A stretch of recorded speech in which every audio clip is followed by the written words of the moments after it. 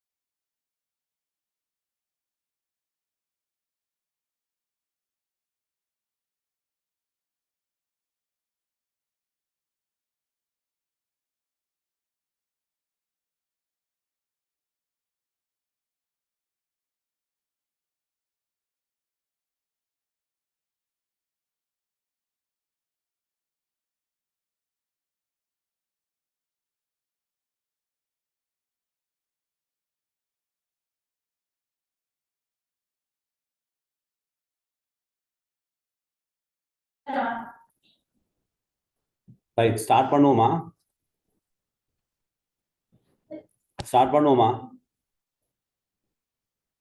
Hello, start பண்ணுவோமா? Okay sir. Right, கொஞ்சம் delay ஆயிடுச்சு. இன்னொரு பயணம் ஒன்று போய் வந்து கொஞ்சம் டிலே. ரைட், ஓகே, இப்போ ஸ்டார்ட் பண்ணுவோம். உங்களுக்கு நோட்ஸ் அனுப்பினா கிடைச்சதா? இல்ல நோட்ஸ் சார். கிடைச்சதா?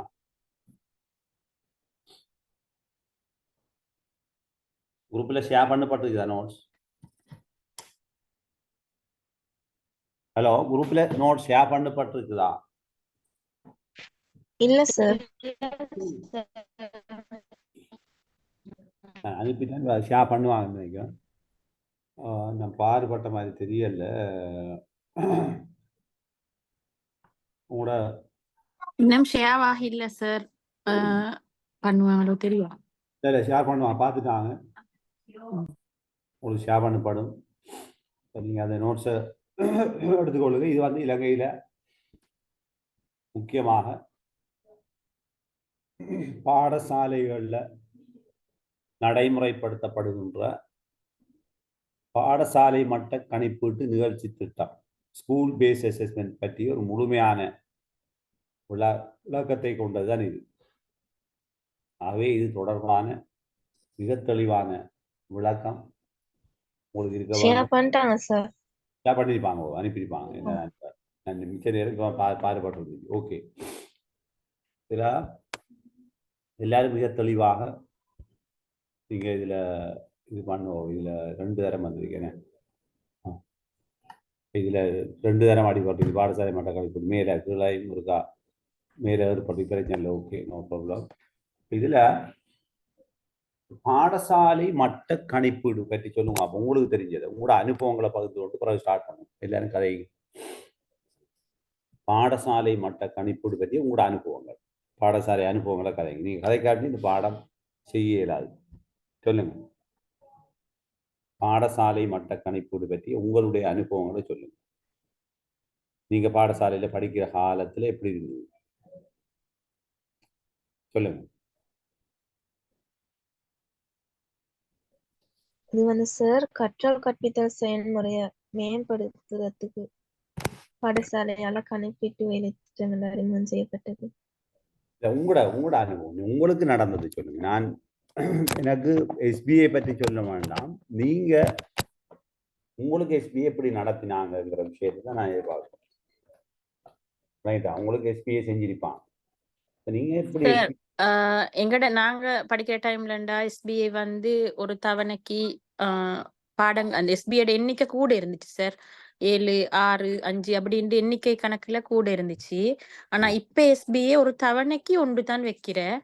ஒரு தவணைக்கு அதுக்குள்ள ஏதாவது இப்ப எனக்கு தெரிஞ்ச மாதிரிக்கு இப்ப நான் வாலண்டியர் செய்ய போகல சார். ஸ்கூலுக்கு போற டைம்ல ஒரு தவணையில அந்த தவணைக்குள்ள உள்ள ஒரு பாட அழகா தெரிவு செஞ்சு அத மாணவர்களுக்கு முன்கூட்டியே அந்த அழகுல இந்த எஸ்பிஐ எக்ஸாம் இந்த கணிப்பீடு ஈக்குதுன்னு சொல்லி அனுப்பி ஒரு பேப்பரை ப்ரிப்பேர் பண்ணி கொடுக்கறது. அப்படி இல்லாட்டி ஒரு ப்ராக்டிக்கலை அந்த அவங்களுக்கு ஆல்ரெடி செல்ற அந்த ப்ராக்டிக்கலை வந்து அவங்க தனித்தனியாவோ குழுவாவோ செய்யறது. அந்த அதுக்கேற்ப அதை பிரிச்சு மார்க்ஸும் போடுறதுக்கு சிஸ்டம் 5ஆ பிரிச்சு 4ஆ பிரிச்சு அப்படி மார்க்ஸும் 20க்கு போடுற சார். ஓகே, உங்களுக்கு திருப்தி அறிஞ்சு அந்த எஸ்பிஐ வந்து உங்களுக்கு வினைத்திறனா அது முழு திருப்திண்டும் செல்ல இயலா சார். ஏண்டா அநேகமாக மாணவர்கள் வந்து கூடுதலா அந்த அந்த மார்க்ஸ் எடுத்துக்கொள்ள வேணும்ன்றதுக்காக பார்த்தும் எழுதுற சில சந்தர்ப்பத்துல அது திருப்தி இல்லைன்னு சொன்னா சார். சில அது ஃபுல் பண்ணியே கொடுக்கணும். நாங்க கலாப்பைக்கு கொடுக்க போக்கலே அந்த எல்லா மாணவர்களும் சமூகம் அளிச்சுத்தான் நீக்கணும் அந்த எஸ்பிஐக்கு. ஆனா அநேகமா அந்த மாணவர்கள் எல்லாரும் இவ்வளவு நாங்க கூறினாலும் அவங்க அந்த அந்த நாளைக்கு குறிப்பிட்ட சிலர் வரவே மாட்டாங்க எல்லா கிளாஸ்லயுமே. அப்ப அந்த டைமுக்கும் அதை எங்களுக்கு ஒவ்வொரு மாணவரா திருப்பி எடுத்து அதை செஞ்சு திருப்பி கம்ப்ளீட் பண்ணி கொடுக்குறது பெரிய ஒரு சவாலான விஷயம் சார். அதுல சில சந்தர்ப்பத்துல அந்த இக்கட்டான நிலைமைக்கு டீச்சர்ஸ் தள்ளப்படுவார். அந்த மார்க்ஸை போட்டு கொடுக்கவே வேணும். அப்படி ஒன்றும் மீக்குது. இந்த டேர்ம் எக்ஸாம் வைக்க போகல அப்படி இல்ல. அதுக்கு வந்து சமூகம் அளிக்கிற போல கணிப்பீடுகள்ல மாணவர்களோட அந்த வருகை பிரச்சனை ஒன்றும் மீக்குது சார். அது ஒரு சவாலா இருக்குது டீச்சர்ஸுக்கு. இதுல சவால் இருக்குங்கிற விஷயம் சொல்லப்பட்டுச்சு. கணிப்பீடு ஏதோ ஒரு விதத்துல நடக்குது, ஆனா அதுல வினைத்திறன் இல்லைங்கிறது ஒரு பல பிரச்சனைகள் இருக்கிறது நீங்க காய்ச்சிருக்கீங்க. வேற யார் உங்களோட அனுபவங்களை பகிர்ந்து கொள்ளுங்க. எனக்கு வேற ஒன்றும் இல்லை. நான் என்ன இது நிறைய விஷயங்கள் இது பற்றி உங்களுக்கு தெரியணும். இதுல சாத்தியம் அசாத்தியம் நடைமுறை சிக்கல்கள் முழுக்க நாங்க படிக்க வேண்டியது. சொல்லுங்க சார். குரூப் ஒர்க்ஸ் மாதிரி தருவாங்க. அடுத்தது வந்து வினா விடை போட்டிகள் மாதிரி வைக்கிற. முதல் வந்து எங்களுக்கு வந்து சில டீச்சர்ஸ் மாதிரி வந்து திடீர்னு வைப்பாங்க. அப்படி சொன்னா வந்து சில பிள்ளைகள் வாரல்லையே இப்படி ஒரு கிஃப்ட் ஒன்று தருவோம், இப்படி ஒரு எனக்கு சரி ஒரு ஒன்று என்ன சரி நிகழ்ச்சி ஒன்று இருக்குது அப்படின்னு சொல்லிட்டு திடீர்னு வைப்பாங்க. அப்ப எல்லாரும் வருவாங்களே. திடீர்னு பேசாம பிக்கப் டீச்சர் எடுங்கன்னு சொல்லி வச்சிருவாங்க. ஓ சார், நான் வந்து ஒரு முறையில செஞ்சேன் சார். ஒரு தவணைக்கு ஒரு 5 அலகு இருந்துன்னு சொன்னா ஒரு வகுப்புல முதலாம் தவணைக்கு ஒவ்வொரு அலகு முடியவும் அலகு பரீட்சை என்று சொல்லி வேறையா பேப்பர் ப்ரிப்பேர் பண்ணி அவங்களுக்கு கொடுத்து இதுல ஏதாவது ஒன்றை நான் ஒரு கணிப்பீடா எடுப்பேன். அதனால இந்த பேப்பரை சரியா எல்லாரும் 5 பேப்பரையும் 5 பேப்பர் அடிச்சு தாரத்தையும் ஒவ்வொரு முறைக்கும் ஒழுங்கா எக்ஸாம் மாதிரியே செய்ய வேணும் அப்படின்ட்டு கொஞ்சம் ஓரளவுக்கு அந்த பரீட்சைக்கு மாணவர்களை வழி நடத்துறதுக்காக ஒரு முறையொன்று செஞ்சேன் கொஞ்சம். பரீட்சை ஓகே. அப்ப நீங்க எக்ஸாம் வைக்கிறத மையமாக கொண்டு பிள்ளைகளை ஓ வழிபடி எக்ஸாம் வைக்கிறதுக்காக அது அவங்க அந்த எக்ஸாமுக்கு ஒரு மோட்டிவேட் ஆகணும்ன்றதுக்காக அந்த இன்னும் கொஞ்சம் படும் அந்த அழகு கொஞ்சம் இன்னும் படிப்பாங்கன்றதுக்காக இப்ப உள்ள அழகு 5லயுமே அழகு பரீட்சைன்றதுல கொடுத்துட்டு இதுல ஏதாவது ஒன்றுதான் உங்களோட கணிப்பீட்டு மார்க்ஸா நான் எடுப்பேன் அப்படின்னு சொல்லி இப்ப மாணவர்களுக்கு கெஸ் பண்ண மாட்டாங்களே எது வரும்னு சொல்லி அப்ப எல்லாத்தையும் கொஞ்சம் மும்மூரமா படிச்சு எல்லாத்துக்கும் எழுதத்தானே சார் பார்ப்பாங்க. ஆனா அப்படி அந்த எக்ஸாம்ன்ற ஒரு தோட்டை கொடுத்து செஞ்சேன். Okay right. வேற யாருக்கும் உங்களோட அனுபவங்கள் நீங்க செய்த இது நான் 2 விஷயம் நான் கேட்குறேன். ஒன்று நீங்க நடைமுறைப்படுத்தியது, மற்றது நீங்க உட்பட்டது எஸ்பிஐக்கு. உங்களுக்கு நீங்க பாடசாலையில் எஸ்பிஐ எப்படி செய்தாங்க கொஸ்டின் 1. கொஸ்டின் 2 நீங்க இப்போது டீச்சராக இருக்கிறார்கள் படிப்பிக்கிறதா இருந்தால் எப்படி செய்வீங்க? இது 2 கேள்வி தான் என்னுடைய எதிர்பார்ப்பு. நாங்க படிக்கிற டைம்ல சார் டீச்சர்ஸ் ஒரு 2-3 வினாக்கள் எடுத்துட்டு வருவாங்க, போர்டில் எழுதுவாங்க. கணிப்பீடு 1 தவணை 1 இல்லாட்டி கணிப்பீடு 2 தவணை 2 போட்டாச்சு, போர்டில் எழுதியாச்சு. அதை நாங்க தாளில் எழுதி கொடுத்தால் அதை ரைட் பண்ணி மார்க்ஸ் போட்டு எஸ்பிஐ ஷீட்ல பதிவாங்க. அப்படித்தான் நாங்க படிச்ச டைம் இருந்துச்சு. ஆனா கொஞ்சம் இப்ப சின்ன மாற்றம் மாதிரி வந்து பெரிய லெவல்ல இல்ல, ஓரளவு பெரிய மாற்றம் ஒன்று இல்லை. வேற ஆக்கள் மற்ற ஆக்களும் இருக்கிறீங்க, கொஞ்சம் உங்களோட கருத்துக்களை தெரிவிச்சா நான் இதுல அதுல இருந்தே பாடத்தை கலந்துரையாடுறது இலவா இருக்கு யோசிக்கணும். சொல்லுங்க மற்ற ஆக்கள் அபிப்பிராயம். 2 பேர் கதைச்சிருக்கிறீங்க. மற்ற ஆக்கள் அஃப்ரா யார் யார் பேசு? நசானாவும் யார் பேசுனீங்க? நசானா சாரா சாரா 2 பேரும். அஃப்ரா உங்களோட அனுபவம். நசீலா உங்களோட அனுபவத்தை சொல்லலாம். தனுஷா, சதீகா, ஃபர்வீன் உங்களோட அனுபவத்தை சொல்லுங்க. எஸ்பிஐ சம்பந்தமா 2 கோணத்துல டீச் பண்றதா இருந்தால் அது எப்படி, மற்றது 2ஐயும் சொல்லுங்க. 2 சாரா இருக்கிறீங்களா? என் சாரா மற்றது ஒரு மற்ற இது இல்லாம இனிஷியல் இல்லாம அப்படி இருக்கிறீங்க. 2 பேர் இருக்கிறீங்களா? ஓ சார். ஓ ஓ 2 பேர் தான். அப்ப 2 பேர்னா அப்ப யாரு பேசின? எந்த சாரா? இனிஷியல் இல்லாம இது சாரா. சாரா. மற்ற சாரா என் சாரா, என் இனிஷியலோட இருக்கிற சாரா பேசுங்க. சாரா லெஃப்டா இல்லை? ஒரு ஆள் சேர்த்துட்டு யார் ஒரு ஆள் லெஃப்டாரு? சதிகா பர்வீனா. ஓகே. ஷாமலி சார். நாங்க இப்ப கதைக்கிறோம் என்னண்டா எஸ்பிஏ பாடசாலையிலே நடைமுறைப்படுத்தப்படுகிறது. அதுல நீங்க எப்படி உட்படுத்தப்பட்டீங்க உங்களோட பாடசாலை வாழ்க்கையில? நீங்க இப்ப டீச் பண்ணி கொண்டு இருந்தால் இப்ப எப்படி அந்த எஸ்பிஏ நடைமுறைப்படுத்தப்படுதுங்கிறத பற்றிய விளக்கம் இதை நீங்க சொல்லணும். சொல்லுங்க சார். இப்ப எஸ்பிஏ வந்து பிரசன்டேஷன் மூலமா செய்யப்படுது சார்.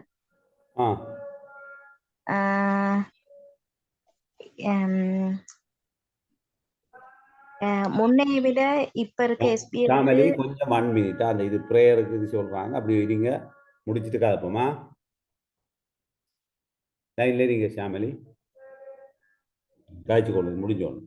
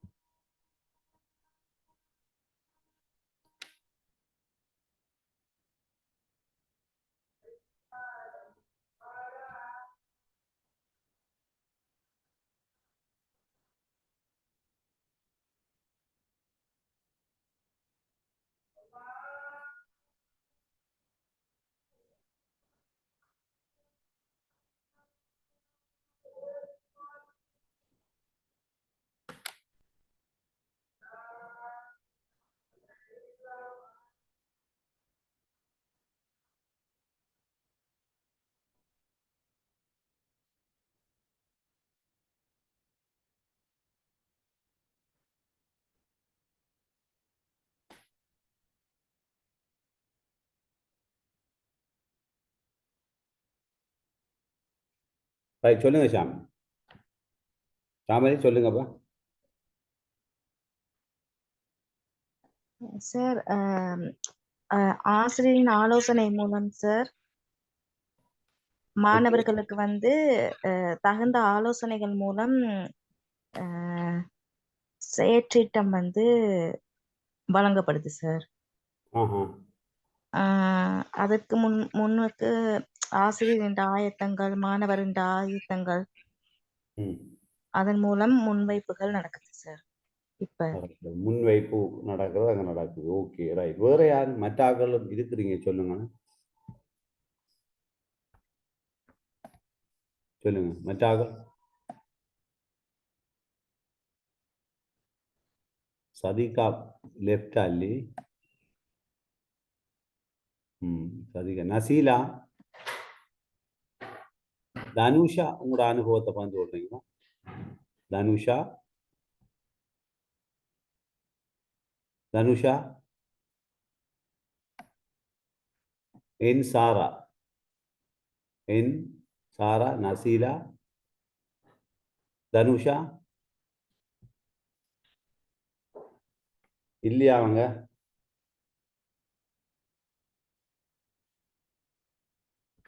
என்ன மாதிரி இல்லை? ஒருத்தர் இல்லை அவங்க. என்ன? சரி, பார்ப்போம். இந்த பாடசாலை மட்ட கணிப்பு இப்போ 6வது சொல்லுங்க. இந்த பாடசாலை மட்ட கணிப்பீட்டு நிகழ்ச்சிக்கு நோக்கம் என்ன? உங்களுக்கு விளங்கின வகையில் நோக்கத்துக்கு என்னத்துக்காக இது நடைமுறைப்படுத்தப்படுது? யாராவது சொல்லுங்க. நோக்கம்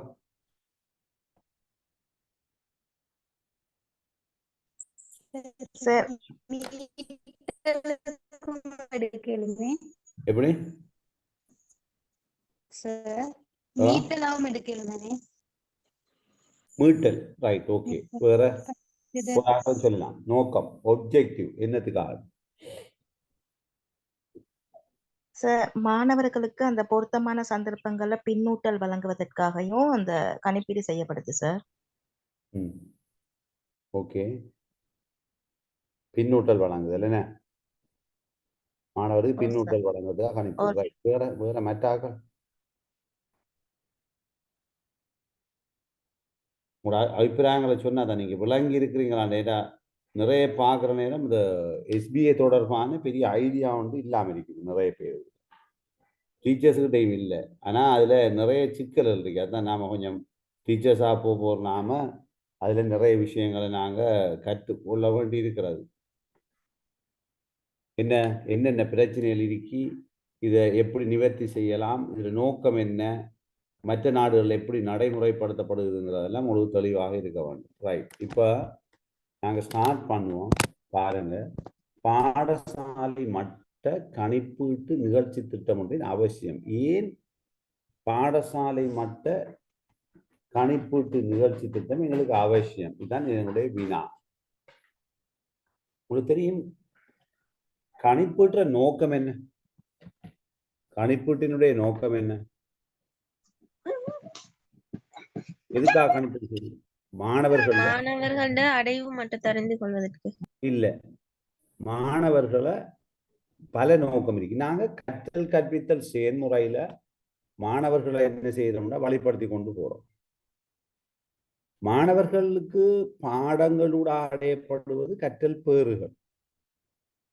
கற்றல் பேறுகள் ஒருங்கிணைந்து தேர்ச்சி மட்டங்கள் ஆகின்றன. தேர்ச்சி மட்டங்கள் ஒருங்கிணைந்து தேர்ச்சிகள் ஆகின்றன. மாணவர்கள் ஒவ்வொரு துறையிலும் தேர்ச்சி பெற வேண்டும். பட் எல்லா மாணவர்களும் எல்லா துறையிலும் தேர்ச்சியை பெற மாட்டார்கள் என்பது எங்களுக்கு தெளிவு.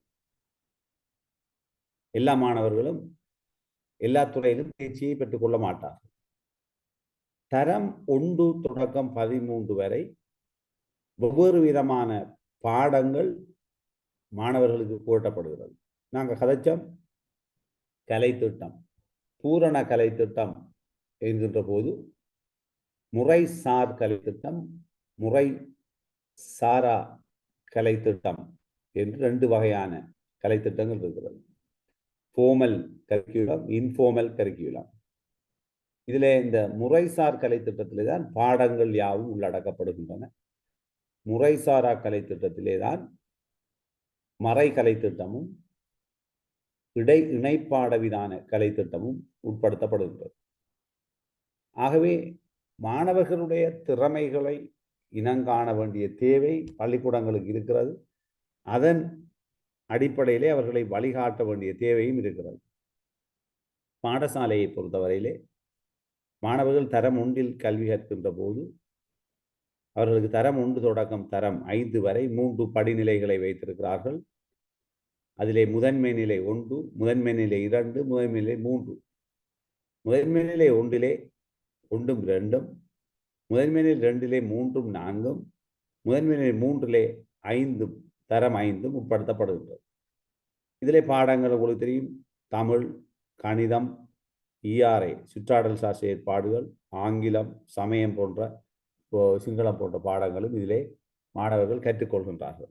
எப்படி இருந்தாலும் மாணவர்கள் கற்றுக்கொள்ளுகின்ற போது அந்த மாணவர்களினுடைய நோக்கம் அவர்கள் ஒவ்வொரு பாடத்தினூடாக அவர்களுடைய வாழ்க்கையிலே அறிவு, மனப்பாங்கு, திறன்கள் விருத்தி அடைய வேண்டும். அதற்கு அவர்கள் பயிற்சிகளை மேற்கொள்ள வேண்டும். அதனூடாக அவர்கள் என்ன இலக்கை நோக்கி வாழ்க்கையிலே அடைய வேண்டுமோ அதை அடைந்து கொள்ள வேண்டும்.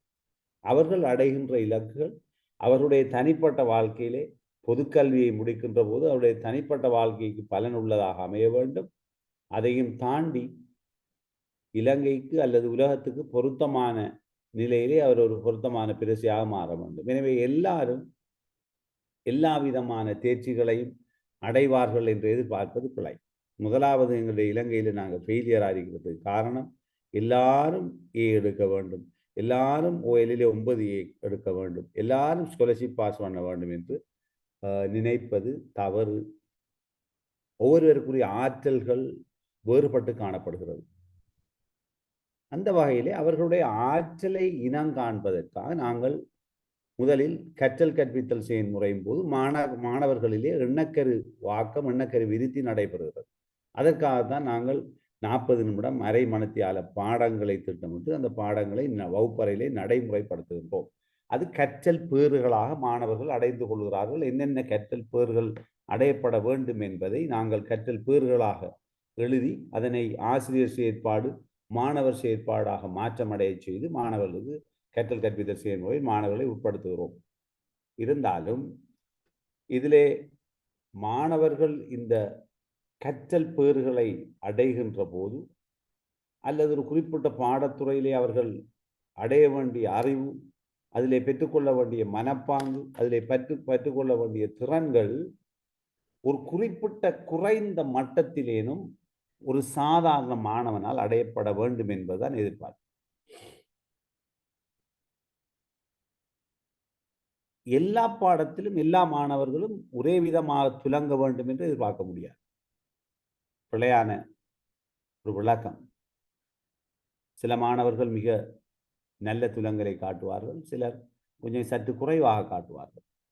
அது அவரவருடைய ஆற்றலில் தங்கியுள்ள விடயம். ஆகவே இந்த வகையில் மாணவர்களை இனங்காண்பதற்கு மாணவர்களுடைய திறன்களை, எந்த துறையில் அவர்கள் பாண்டித்தியத்தை பெறக்கூடியவர்கள், அவருடைய உள்ளார்ந்த ஆற்றல்கள் எவ்வாறு இருக்கிறது என்பதை துல்லியமாக அறிந்து கொள்வதற்காகத்தான் இந்த கணிப்பீடுகள் மேற்கொள்ளப்படுகிறது. மதிப்பீடு என்பது இறுதி தீர்ப்பு. கணிப்பீடு என்பது இடையிடையே மாணவர்களுடைய திறமைகளை வெளிக்கொணர்வதற்காக, அவருடைய ஆற்றல்களை, அவருடைய நிபுணத்துவத்தை, உள்ளே இருக்கின்ற பரம்பரை ரீதியாக இருக்கின்ற அவருடைய சக்தியை, சிந்திக்கும் ஆற்றலை வெளிப்படுத்தி வெளிக்கொணர்வதுதான் இந்த SBA நோக்கமாக இருக்கிறது. கணிப்பீடு என்பது நாங்கள் ஏற்கனவே கதைத்திருக்கிறோம். எங்களுடைய வளர்முக நாடுகளிலே பொதுவாக நாங்கள் மிக அண்மை காலத்திலே, நீங்கள் கூறியதை போன்று மிக அண்மை காலத்தில் தான் நாங்கள் கணிப்பீடு என்கின்ற ஒரு எண்ணக்கருவியை பற்றி கதைக்கின்றோம். நாங்கள் படிக்கின்ற காலத்திலே கணிப்பீடு என்ற சொற்பதமே கல்வி புலத்தில் இருக்கவில்லை, தெரியாது. எங்களுக்கு தெரிந்ததெல்லாம் ஒரு பரீட்சை வைப்பார்கள், அது தவணை பரீட்சையாக இருக்கும். அதுக்கு பின்னர் இறுதி தவணை பரீட்சை நடைபெறும். அதுக்கடுத்தா ஓ லெவல் பரீட்சை நடைபெறும். ஒப்படை கொடுப்பது, குழு செயற்பாடுகளில் ஈடுபடுவது, முன்வைப்புகளை மேற்கொள்வது, விவாதங்களில் ஈடுபடுவது, களப்பயணங்களை மேற்கொள்வது போன்ற செயற்திட்டங்களை மேற்கொள்வது எந்த விதமான பணிகளும் எங்களுடைய காலத்தில் நாங்கள் மிக திறமையாக செய்ததாக இல்லை. அந்த காலத்தில் அப்படியான நடைமுறையில் இருக்கவில்லை. ஆனால் நான் நினைக்கின்றேன் இங்கு இருக்கின்ற பெரும்பாலானவர்கள் கணிப்பீடுகளுக்கு உட்படுத்தப்பட்டிருக்கிறீர்கள். ஆனால் உங்களுடைய கேட்டேன் நான், கணிப்பீடு உங்களுக்கு எவ்வாறு நடைபெற்றது? உண்மையான கணிப்பீடு உங்களுக்கு நடைபெறவும் இல்லை, இப்போதும் நடைபெறுவதும் இல்லை, எதிர்காலத்திலும் அது நடைபெறாது என்கின்ற செய்தியை நான் உங்களுக்கு இதில் சொல்லி வைக்க விரும்புகின்றேன்.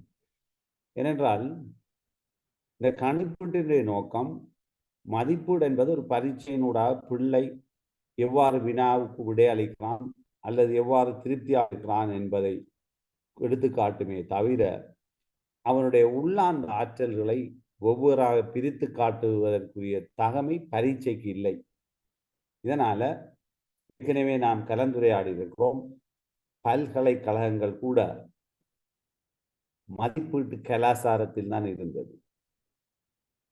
இப்போது இந்த மதிப்பீட்டு கலாச்சாரமானது ஒரு கணிப்பீட்டு கலாச்சாரமாக மாற்றமடைந்திருக்கிறது. அது பற்றி ஒரு முழுமையான பார்வையை தான் நாங்கள் இங்கு பார்க்க போகின்றோம்.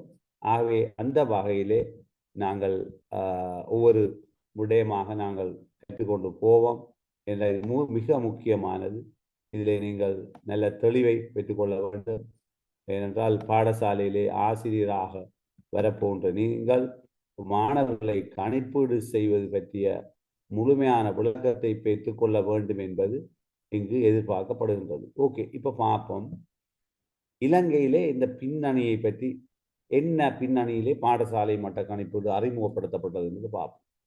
உங்களுக்கு தெரியும், இலங்கை பாடசாலை முறைமை, கல்வி முறைமை மிக நீண்ட வரலாற்றை கொண்ட கல்வி முறைமை இருக்கிறது, நீங்கள் படித்திருப்பீர்கள். ஆகவே இந்த பாடசாலையில நடைமுறைப்படுத்தப்படுற இந்த டீச்சிங் லேர்னிங் ப்ரோசஸ், கற்றல் கற்பித்தல் செயல்முறை மிக வினைத்திறனாக, திறமை வாய்ந்ததாக, மாணவர்களை போஷித்து அவர்களை புடம் போட்டு ஒரு நல்ல நிலை கொண்டு வருகின்ற ஒரு செயல்முறையாக கற்றல் கற்பித்தல் செயல்முறை அடைய வேண்டும் என்பதுதான் எதிர்பார்ப்பாக இருந்தது. அதனை நிறைவேற்றுவதற்காக 1998ஆம் ஆண்டு பாடசாலை மட்ட கணிப்பீட்டு வேலை திட்டம் அறிமுகப்படுத்தப்பட்டது. எத்தனையாம் ஆண்டு பாடசாலை மட்ட கணிப்பீட்டு வேலை திட்டம் அறிமுகப்படுத்தப்பட்டது?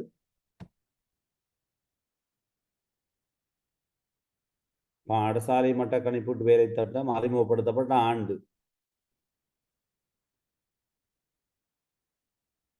பாடசாலை மட்ட 98.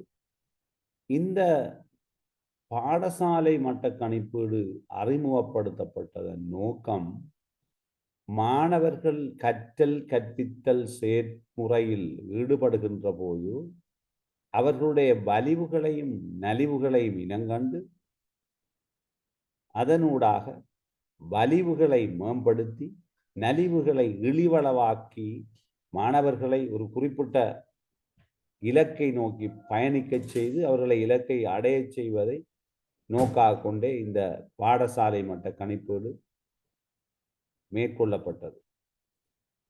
சம்பிரதாயபூர்வமான கற்றல் கற்பித்தல் செயல்முறை என்பது ஆசிரியர் வகுப்பறைக்கு வருவார், குறித்த அளவு நோட்ஸை கொண்டு வருவார், அதை விளக்கம் அளிப்பார். அது தொடர்பாக மாணவர்களுக்கு கரும்பலையையும் வெண்கட்டியையும் பயன்படுத்தி விளக்கம் அளிப்பார். அதன் பின்னர் அவர் சென்று விடுவார். எனவே இந்த முறையை, ஆசிரியர் மையமான இந்த முறையை விட்டு விலகி பாடசாலையிலே மாணவர் மையமாக மாணவர்களுடைய அடைவுகளை தனிப்பட்ட முறையிலே இனங்கண்டு அவர்களை சரியான ஒரு பாதையிலே இட்டு செல்வதற்காக குறித்த மட்டத்திலே ஆக அடித்தள மட்டம் ஒன்று இருக்கிறது. அதாவது மினிமம் லெவல் அவர் அடைய எதிர்பார்க்கின்ற மிக குறைந்த மட்டத்திலேனும் அவர் அறிவை அடைய வேண்டும். அந்த நிபுணத்துவ மட்டம் எனப்படுகின்ற எக்ஸ்பர்ட் லெவல் அது 100ஆக இருக்கலாம். மிக வினைத்திறனாக இருக்கின்ற ஒரு மாணவனுக்கு ஒரு 80ஆக இருக்கலாம், 75ஆக இருக்கலாம், 40ஆகவும் இருக்கலாம். அது 100ஆகத்தான் இருக்க வேண்டும் என்பதால இருக்கவும் முடியாது. அந்த வகையிலே இந்த மாணவர்களை நாங்கள் அவர்களை சரியான முறையிலே அவருடைய குறை நிறைகளை இனங்கண்டு அவர்களை கை கொடுத்து நிபுணத்துவ மட்டத்துக்கு ஒரு எதிர்பார்க்கிற நிபுண மட்டத்துக்கு கொண்டு போகிற நோக்கத்துடன் தான் இது மேற்கொள்ளப்பட்டது. உங்களுக்கு தெரியும், மாணவருடைய சமநிலை ஆளுமை. சமநிலை ஆளுமை என்பது என்ன? இப்போ நீங்கள் உங்களுடைய நேரம் ஒன்றா நான் கழிச்சிட்டு போனேன்டா நீங்கள் படிக்க மாட்டீங்க. நான் கதைக்கிறது என்னுடைய அறிவை கூட்டும், உங்களுடைய அறிவை கூட்டாது. சமநிலை ஆளுமை என்றால் என்ன? சமநிலை ஆளுமை என்றால் என்ன? விரைவா கதைக்கும், நிறைய விஷயம் இருக்கு முடிக்கிறது. சொல்லுங்க.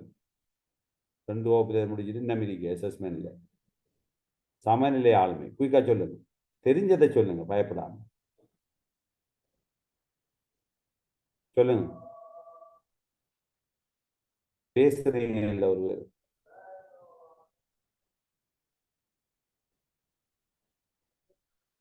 என்ன? நான் கதைக்கிறது கேட்குது இல்லையா, இல்ல உங்களால கதைக்க முடியுது இல்லையா?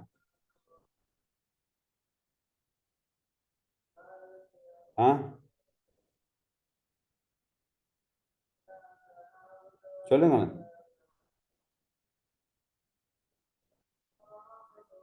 நான் கதைக்கிற தெளிவா விளங்குதா உங்களுக்கு? 8-7 பேர் இருக்கிறீங்க, விளங்குதா? ஓ ஏதாவது சார் கேக்குது. ஓ கேக்குது சார், பேசுறது கேக்குது. SBA ஒரு கேள்வி கேட்டேன். என்ன கேள்வி கேட்டேன்னா, சமநிலை ஆளுமை என்றால் என்ன? சமநிலை ஆளுமை என்றால் என்ன? என்ன விளங்குறீங்க சொல்லுங்க. இது கட்டாயம் தெரிஞ்சுக்கோம், இதுதான் மெயின் நோக்கம். சொல்லுங்க.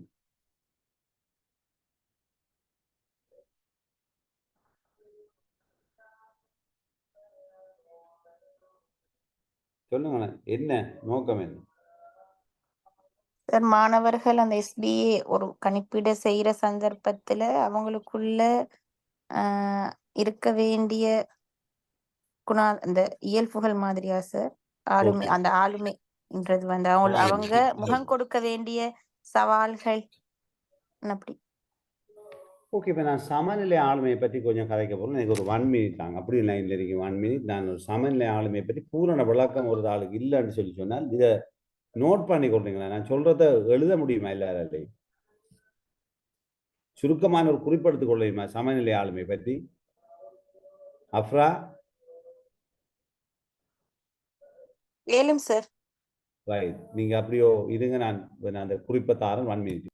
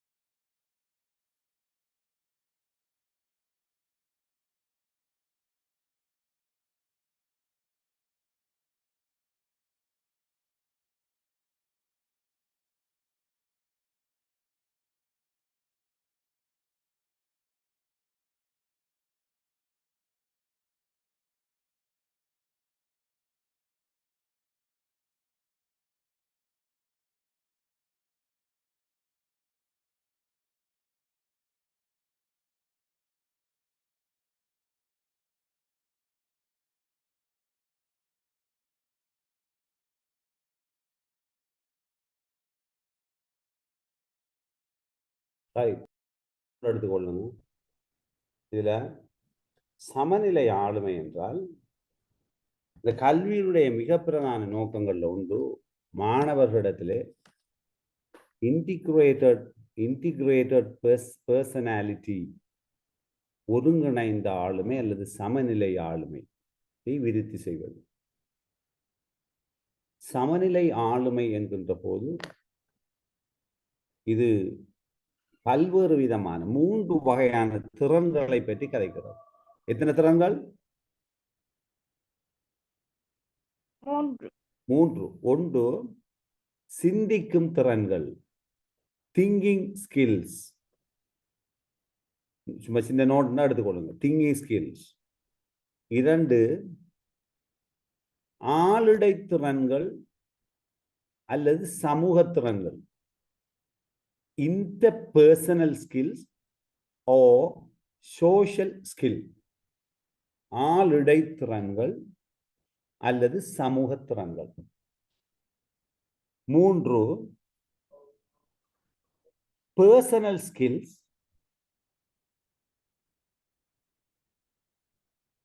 தனிப்பட்ட திறன்கள் அல்லது interpersonal skill, ஆள் அகத்திறன்கள், ஒருவரிடத்தை உள்ளே காணப்படுகின்ற திறன்கள். இந்த 3 திறன்களுடைய கூட்டு விளைவுதான் சமநிலை ஆளுமை. இதுல ஒவ்வொன்றையும் பற்றி சுருக்கமாக நான் கூறப்போவேன். இப்ப சொல்லுங்க அப்ப என்னென்ன சார் 4 சொன்னீங்க தானே சார்? சிந்திக்கும் திறன், ஆளிடை திறன், சமூக திறன், தனிப்பட்ட திறன். இல்ல இப்படி எழுதிக்கொள்ளுங்க. முதலாவது சிந்திக்கும் திறன், 2வது ஆளுடை திறன்கள் அல்லது சமூக திறன்கள், அது ரெண்டும் ஒரு சொல். Okay sir, okay. 3வது தனிப்பட்ட திறன்கள் அல்லது ஆள் அகத்திறன்கள், பர்சனல் ஸ்கில் ஓ இன்ட்ரா பர்சனல் ஸ்கில்ஸ். இன்ட்ரா 3 இருக்குது. முதலாவது சிந்திக்கும் திறன்கள், 2வது சமூகத்திறன், ஆள் இடைத்திறன்கள் அல்லது சமூகத்திறன்கள், அது 2வது. 3வது தனிப்பட்ட திறன்கள், பர்சனல் ஸ்கில் ஓ இன்ட்ரா பர்சனல் ஸ்கில்ஸ், ஆளாகத்திறன்கள். இது 3 வருது. இப்ப உங்களுக்கு 3 கிளியரா வெளியே கொண்டீங்களா? சரியா? எழுதி பண்ண சார் கொஞ்சம் இன்னொருக்க சொல்லுங்களேன். ரைட், எழுதி கொள்ளுங்க. முதலாவது எழுதி கொள்ளுங்க, சிந்திக்கும் திறன்கள், திங்கிங் ஸ்கில்ஸ். 2வது நோட் பண்ணி கொள்ளுங்க, ஆளுடை இன்டர் ஹவுஸ் ஸ்போர்ட்ஸ் மீன் மாதிரி ஆளுடை திறன்கள். ஆளுடை திறன்கள் என்பது என்னது? சமூக திறன்கள்னு சொல்லுவாங்க. சோஷியல் ஸ்கில் ஓ இன்டர்பர்சனல் ஸ்கில்ஸ். ஓகே. அடுத்தது ஆள் அகத்திறன்கள், இன்ட்ரா பர்சனல் ஸ்கில் ஓ தனிப்பட்ட திறன்கள், பர்சனல் ஸ்கில். சரியா? இப்ப சிந்திக்கும் திறன்கள்னா என்ன?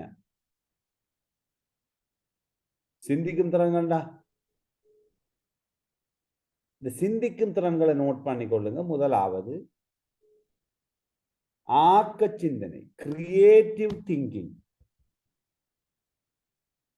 கிரியேட்டிவ் திங்கிங் ஒரு விடயத்தை ஆக்குகின்ற, கட்டுரை ஒன்றை எழுதுகின்ற, கவிதை ஒன்றை புனைகின்ற, ஒரு நூலை எழுதுகின்ற,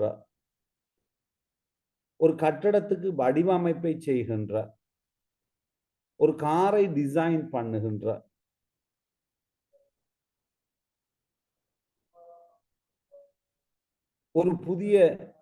ஒரு மருத்துவத்துறையிலே ஒரு புதிய கண்டுபிடிப்பை கண்டுபிடிக்கின்ற ஆக்க சிந்தனை ஒரு மனிதனுடைய ஆளுமையில முக்கியமாக விருத்தி செய்யப்பட வேண்டும், அவருடைய ஆற்றலுக்கு ஏற்ப. இது ஆக்க சிந்தனையில ஒரு வகை.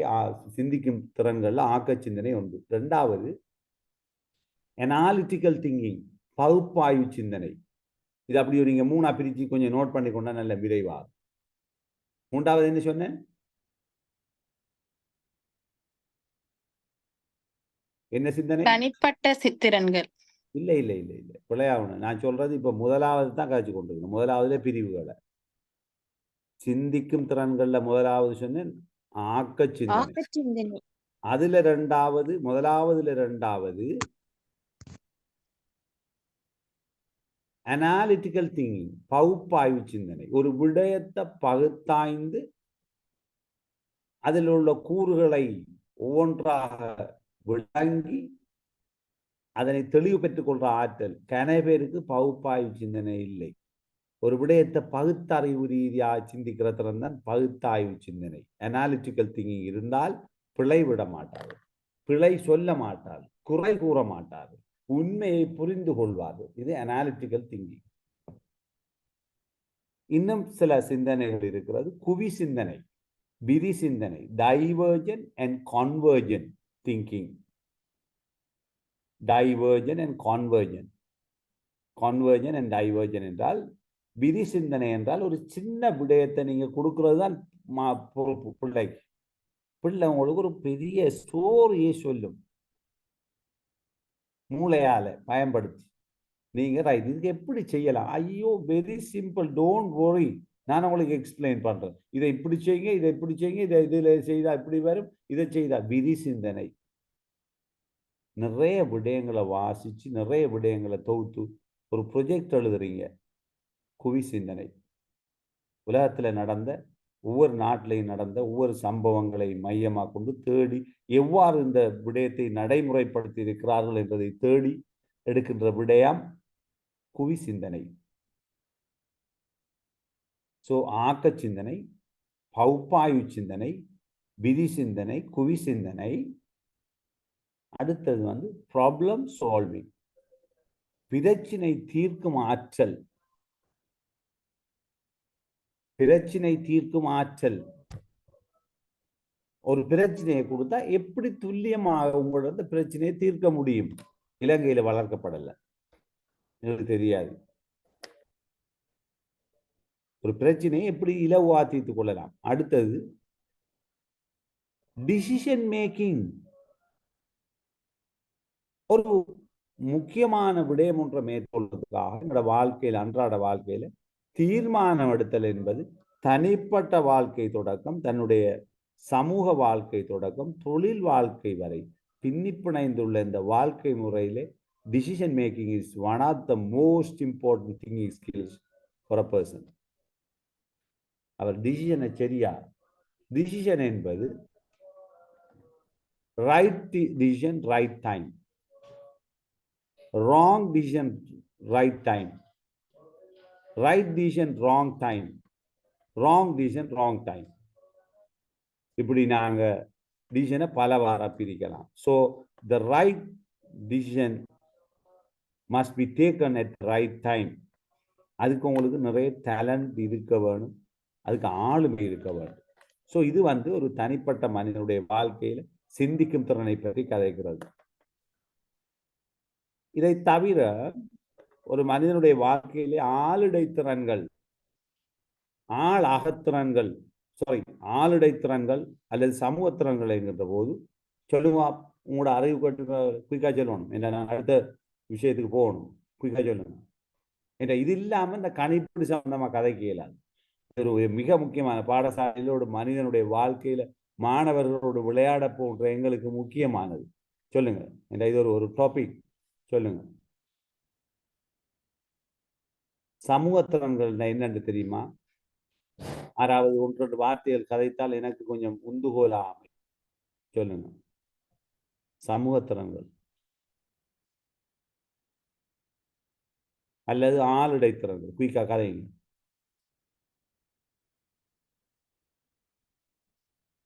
அஃப்ரா, நசீலா, நஷானா, தனுஷா, சதீகா பர்வீன், சாரா, மற்றது சொல்லுங்க, சாரா, ஷாமலி, இவ்வளவு பேரும் இருக்கிறீங்க. ஒன்று நான் கதைக்கிறது கேட்கலையா, நீங்க கதைக்க கூடாது என்று இருக்கிறீங்களா? கேக்குது சார். கேட்டா சொல்லுங்க, நான் கேட்ட கேள்வி. சமூகத்திறன்கள்னா நீங்க விளங்கி கொண்டதை சொல்லுங்க. ஏன்னா நான் மட்டும் கதைச்சா அது கற்பித்தல் இல்லை, அது ஒன் வே கம்யூனிகேஷன், டிரான்ஸ்மிஷன், மோசமான கற்பித்தல். டூ வேண்டா டிரான்சாக்ஷன், பரிமாற்று வழிபாகத்துக்குள்ள வரும். சொல்லுங்க, சமூகத்திறன்கள்னா என்ன?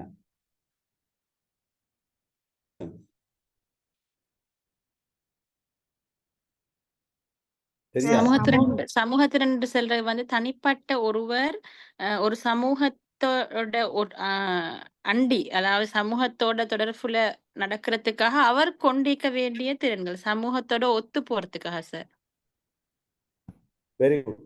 ஒன்று ரைட், வெரி குட், எக்ஸலன்ட். இப்போ இதை நான் கொஞ்சம் விரிவுபடுத்தி சொல்றேன். ஒன்று குழுவாக இணைந்து செயற்படுதல். ஒரு குழுவோட நீங்க பணியாற்ற முடியும்னா உங்களுக்கு சமூகத்துடன் விருத்தி அடைந்திருக்கிறது. உங்களுக்கு ஒரு மனிதர்கள் மீது அனுதாபம், சிம்பத்தி தெரிவிக்க முடியுமா இருந்தால், ஏற்படுமா இருந்தால் உங்களுக்கு சமூகத்துடன் இருக்கிறது. ஒருவரை பற்றி பரிதாபப்படுகிறீர்கள், அனுதாபத்தை ஏற்படுது. ஒருவருடைய குடும்பஸ்தர் மரணித்து விட்டார், அவரை பார்த்து ஐயோ அவருடைய குடும்பத்தவர் மரணித்து விட்டாரே என்று உங்களுடைய உள்ளத்திலே நீங்கள் நினைத்தால் அங்கு அனுதாபம், சிம்பத்தி இருக்கிறது. எக்ஸெப்ட் மை டீப்பஸ்ட் சிம்பத்தி, என்னுடைய ஆழ்ந்த அனுதாபங்களை ஏற்றுக்கொள்ளுங்கள். இது அனுதாபம். எம்பத்தி என்றால் என்ன? விரைவா சொல்லணும். வாட் இஸ் எம்பத்தி? பச்சாதாபம் அல்லது என்னன்னு சொல்லுவாங்க எம்பத்தி? எம்பத்தி இந்த தமிழ்ல பாரபட்சமா சார்? பாரபட்சம் இல்லை, பச்சாதாபம் சொல்லுவாங்க தமிழ்ல. பச்சாதாபம் சொல்லுவாங்க, வேற சொற்களும் இருக்காது. எம்பத்தி யாராவது என்னன்னு சொல்லுங்க. ஆகும் தெரியாம நாம மனிதனாக இருக்கல.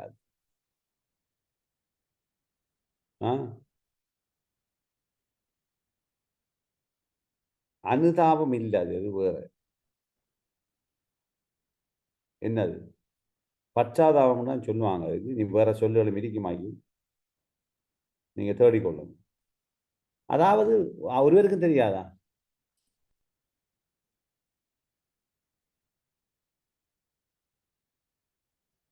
ஷாமலி தெரியுமா? அந்த வேர்ட் கேள்விப்பட்டிருக்கிறேன் படிக்க போக்கல. ஆனா இப்ப எல்லாரும் கேட்டுக்கொள்ளுங்க. கொஞ்சமாச்சும் கொஞ்சம் சின்ன ஒரு கதை கதைச்சா தான் இன்டராக்டிவா இருக்கும். ஓகே, என்னண்டா பச்சாதாபம்னா, ஒருவர் ஒரு காயப்பட்டு ரோட்ல இருக்கிறார். அவரை பார்த்து நீங்க யோசிக்கிறீங்க, ஐயோ இந்த காயம் எனக்கு வந்திருந்தால் எப்படி இருந்திருக்கும் என்று உங்களை அவராக்கி நீங்கள் பார்த்து உள்ளத்திலே சிந்திப்பதுதான் அனுதாபமா சார்? அனுதாபம்ங்கிறது சிம்பத்தி. அது ஒரு மற்ற ஆளை பார்த்தா ஐயோ இவருக்கு இவ்வாறு நடந்து விட்டதே என்று நினைப்பது அனுதாபம். பச்சாதாபம் என்றால் எனக்கு இது நடந்தால் எப்படி இருக்கும் என்று ஒரு மனதில் ஒரு வகையான ஒரு கஷ்ட உணர்வை ஏற்படுத்திக் கொள்வதுதான் எம்பத்தி. ஒரு ஆள்ல கால் உடைந்து விட்டது, எந்த கால் உடைஞ்சிருந்தா எப்படி இருக்குமா இது நாம ஃபீல் பண்ணி பார்க்கிறோம். விளங்கிட்டாது? விளங்கி விட்டதா விளங்க இல்லையா? இன்னொருவரை பார்த்து பரிதாபப்படுறது பரிதாபம், அனுதாபம். எனக்கு நடந்திருந்தா இது எப்படி இருக்கும்னு நாம் ஒரு கணப்பொழுதுல உணர்ந்து பார்க்கிறோம். நான் இதை இழந்திருந்தா எப்படி இருப்பேன் என்று ஒரு கணப்பொழுதுல யோசிச்சு பார்த்தா எம்பத்தி. சிம்பத்திங்கிறது ஒரு ஆள்ல மரணம் இருந்தா ஐயோ மரணித்து விட்டாரே இந்த ஒரு மனஸ்தாபம் ஏற்படுறது அனுதாபம். பச்சாதாபம்னா உங்களுக்குள்ள போட்டு பார்க்கறது. அது சில நேரம் எங்களுக்கு உடம்பெல்லாம் ஒரு மாதிரியா இருக்கும். அப்படி உணர்வார் இல்லையா உங்களுக்கு? ஒரு ஆள்ல ஒரு காயமடைந்த ஒரு வருத்தம், சுவவீனம் முட்டவரை பார்த்தா நான் இப்படி எனக்கு இந்த வருத்தம் வந்தா எப்படி இருக்கும், அப்படி உணர்வு இருக்குதா உங்களுக்கு? அந்த உணர்வு தான் எம்பத்தி. அப்ப குழுவாக செயற்படுதல், குழுவாக இணைந்து வேலை செய்தல் சமூகத்துல, அனுதாபம் சிம்பத்தி, எம்பத்தி பச்சாதாபம், தொடர்பாடல் திறன்கள். சொல்லுங்க, 4 தொடர்பாடல் திறன்களை சொல்லுங்க. பல தடவை கழிச்சிட்டோம். 4 தொடர்பாடல் திறன்கள் சொல்லுங்க. 4 தொடர்பாடல் திறன்களை சொல்லுங்க. யாராவது பேசுங்க, ஒருத்தராச்சும் பேசுங்க. தொடர்பாடல் திறன் என்ன? பல தடவை கதைத்து விட்டோம். தொடர்பாடல் திறன் என்ன? தொடர்பாடல் திறன் ஒருவரோடு அல்லது பலரோடு, ஒருவர் அல்லது பலரோடு தொடர்பாடல் திறன் என்ன? 4 ஸ்கில்: லிசனிங் அண்ட் ஸ்பீக்கிங், செவிமடுத்தலும் பேசுதலும், வாசித்தலும் எழுதுதலும். Listening and speaking, reading and writing. The more you listen, the more you speak. The more you read, the more you write. விளங்க இல்லையா?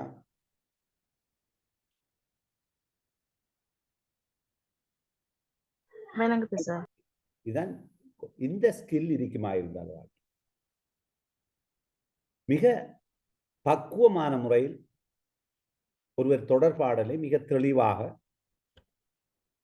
ஒருவரை செவிமடுக்கிறார் என்றால், மிக தெளிவாக பேசுகிறார் என்றால், மிக நேர்த்தியாக ஒரு புத்தகங்களை வாசித்து கருத்துக்களை எடுக்கிறார் என்றால், மிக சிறந்த முறையிலே அவர்களுடைய எழுத்துக்கள் ரைட் அப் என்று சொல்வார். ஃபேஸ்புக்கில் இருக்கலாம், பத்திரிகையில் இருக்கலாம், வேறு கட்டுரைகளாக இருக்கலாம், புத்த நூல்களாக இருக்கலாம். அவருடைய கருத்துக்கள் முறையானதாக வெளிப்படுகிறதா? அவருடைய ஆளுமையை, ஒருவர் எழுதுகின்ற கவிதை அவருடைய ஆளுமையை வெளிப்படும். ஒருவருடைய பத்திரிகையில் எழுதுகின்ற எழுத்துக்கள் அவருடைய ஆளுமையை வெளிப்படும். ஃபேஸ்புக்கிலே அவர்கள் ஒருவர் எழுதுகின்ற எழுத்து அவருடைய உளக்கிடக்கை எவ்வாறு இருக்கிறது என்பதை தெளிவுபடும். ஆகவே தெளிவாக விளங்கிக் கொள்ளுங்கள். நல்ல கம்யூனிகேஷன் ஸ்கில் இருந்தால் ஆளுமை வளரும். நல்ல குழுவாட்சி ஏற்படுகின்ற தன்மை இருந்தால் ஆளுமை வளரும். இலங்கையில நான் பாருங்க, கடைசியில் வருவோம், இதெல்லாம் கழிச்சிட்டு அடுத்த திறன்கள், தனிப்பட்ட திறன்கள், ஆளாக திறன்கள். சொல்லுங்க, ஆளாக திறன் உங்கள்ட்ட என்ன இருக்குது? உங்கள்ட்ட இருக்குது ஆளாக திறன்? 1-2 சொல்லுங்க. 1-2 ஆளாக திறன்கள் சொல்லுங்க, விரைவா சொல்லுங்க. இது இல்லாம இந்த பாடத்தை கொண்டு போய் வேலை இல்லை. சார், ஆளாத திறன் என்று சொன்னா எங்கள்கிட்ட உள்ள செயற்படுத்தப்படாத திறன்களா? இல்ல, உங்கள்ட்ட இருக்கிற கட்டாயம் உங்களிடத்திலே வேறொருவரிடம் சம்பந்தப்படாம இப்ப சிந்திக்கும் ஆற்றல் உங்களோட படைப்பாற்றலை வெளிப்படுத்துவது. ஆளாக திறன்னா உங்களுக்கு உள்ளே இருக்கின்ற உங்களை ஆளுமையை ஆளுகின்ற ஒரு ஆற்றல். ஒன்று ஸ்ட்ரெஸ் மேனேஜ்மெண்ட், அழுத்த முகாமைத்துவம். எப்படி நீங்க ஸ்ட்ரெஸ்ஸை பேலன்ஸ் பண்றீங்க? பிரச்சனை என்பது ஒரு பிள்ளை பிறந்து அந்த பிள்ளை சிந்திக்க தொடங்கிய வயது முதல் மரணிக்கும் வரை மன அழுத்தமும் பிரச்சனையும் இருந்து கொண்டு, இதை எவ்வாறு நீங்கள் முகாமைத்துவம் செய்கின்றீர்கள் என்பது உங்களுடைய ஆளாகத்திறனை பொறுத்து. சிலர் பிரச்சனை வந்தா தலையை உடைப்பாங்க, எறிவாங்க, உடைப்பாங்க, கத்துவாங்க, எல்லாத்தையும் பிரட்டுவாங்க, ஓடுவாங்க, செய்வாங்க. பிரச்சனை வந்து அமைதி அடையணும். ஒரு ஆளுமை. ஸ்ட்ரெஸ் மேனேஜ்மெண்ட், முயற்சி ஆண்மை, என்டர்பிரனர்ஷிப். முயற்சி ஆண்மை என்றால் என்ன? முயற்சி ஆண்மை என்றால் என்ன? கொமர்ஸ்ல படிச்சிருக்கீங்க, சொல்லுங்க. அது ஒரு பாடமே இருக்கிறது, சொல்லுங்க. 6வது, முயற்சியாண்மை என்றால் என்ன? உங்களுக்கு ஒன்றுமே தெரியாத வரை நீங்க பேசாம இருக்கீங்க. தெரியும். நான் காமர்ஸ் செஞ்சது தான் சார், A லெவல். அப்ப கொமர்ஸ் படிச்ச ஆக்கள் நிறைய கதைக்கணும். நீங்க கதைச்சா தானே நானும் கதைக்கிறேன். முயற்சியாண்மை என்றால் ஒருவர் ஒரு தொழிலை தானாக ஆரம்பித்து அவர் தன்னுடைய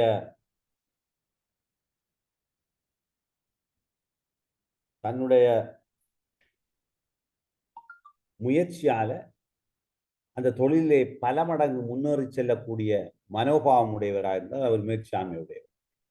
எல்லாரும் முயற்சி ஆண்மை உடையவர்கள் அல்ல.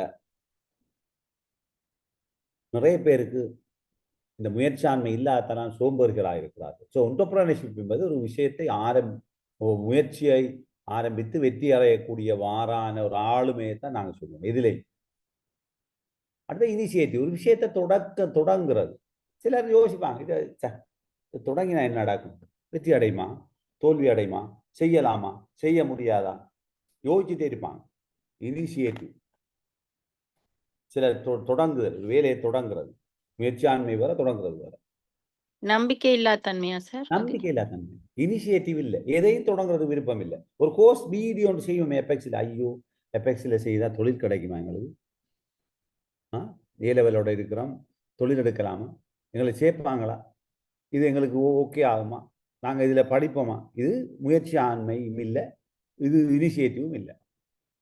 அடுத்தது, உங்களை போய் கூப்பிட்டு உடனே நீங்கள் இப்போ டீச்சராக போயிட்டீங்க, ஸ்கூலில் அதிபர் சொல்றார், ரைட், உங்களுக்கு இப்ப நான் ஒரு பொறுப்பை தரப்போகிறேன். இந்த பாடசாலையில் இருக்கின்ற ஆங்கில வளநிலையம் ஒன்று இருக்கிறது, அதுக்கு நீங்க பொறுப்பாக இருக்க வேண்டும். ஸோ உங்களுக்கு பொறுப்புகள் வழங்கப்படுகிறது, ரெஸ்பான்சிபிலிட்டிஸ். அப்போ பொறுப்பேற்றல். நீங்க பொறுப்பேற்கிற நீங்களாக இருந்தால் உங்களுடைய ஆளுமை இருக்கிறது. பொறுப்பேற்றால் அடுத்த கட்டம் என்ன வரும்? பொறுப்பேற்ற ஒரு ஆளுக்கு என்ன வரும் சொல்லுங்க. நீங்க கொமர்ஸ் எல்லாம் படிச்சாக இருக்கீங்க, சொல்லுங்க. ரெஸ்பான்சிபிலிட்டி எடுத்தா என்ன செய்யணும் அடுத்தது?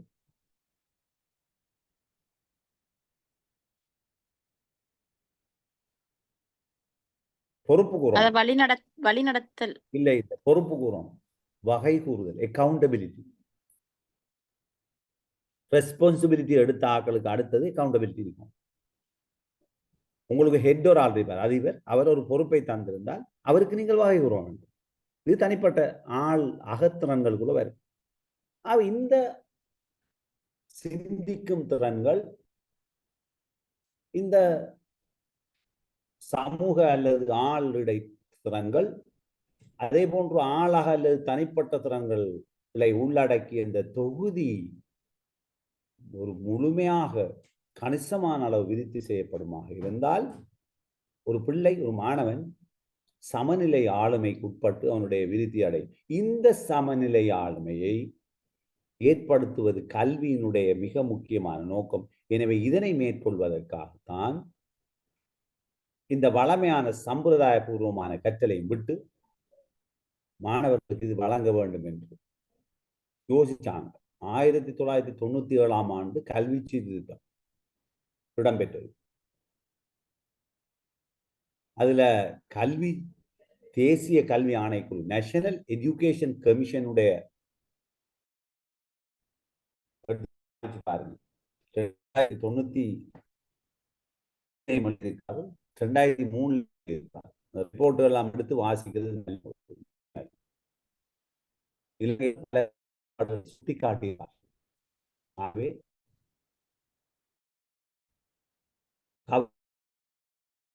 கிளியர்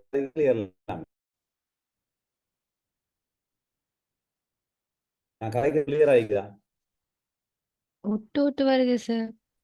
சார் கொஞ்சம் பேச்சு இடைக்கிட உடஞ்சுடைஞ்சு வருது சார். கொஞ்சம் பண்ணுங்க, விளங்குது இல்ல சார். கொஞ்சம் வரும்.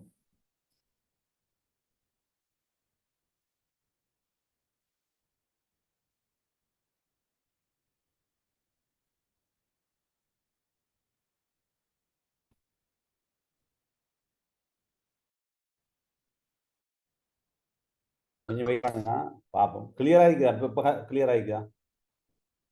ஓ சார். இப்போ ஓகேயா? ஓ சார். ரைட்.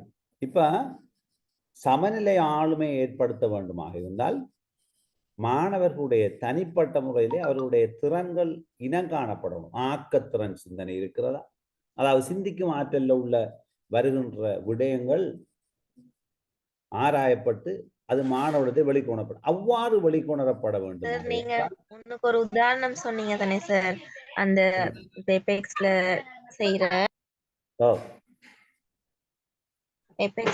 கோர்ஸ் செய்யற நம்பிக்கை இல்லாம சிலவங்க செய்யற அப்படி யோசிக்கிறேன்.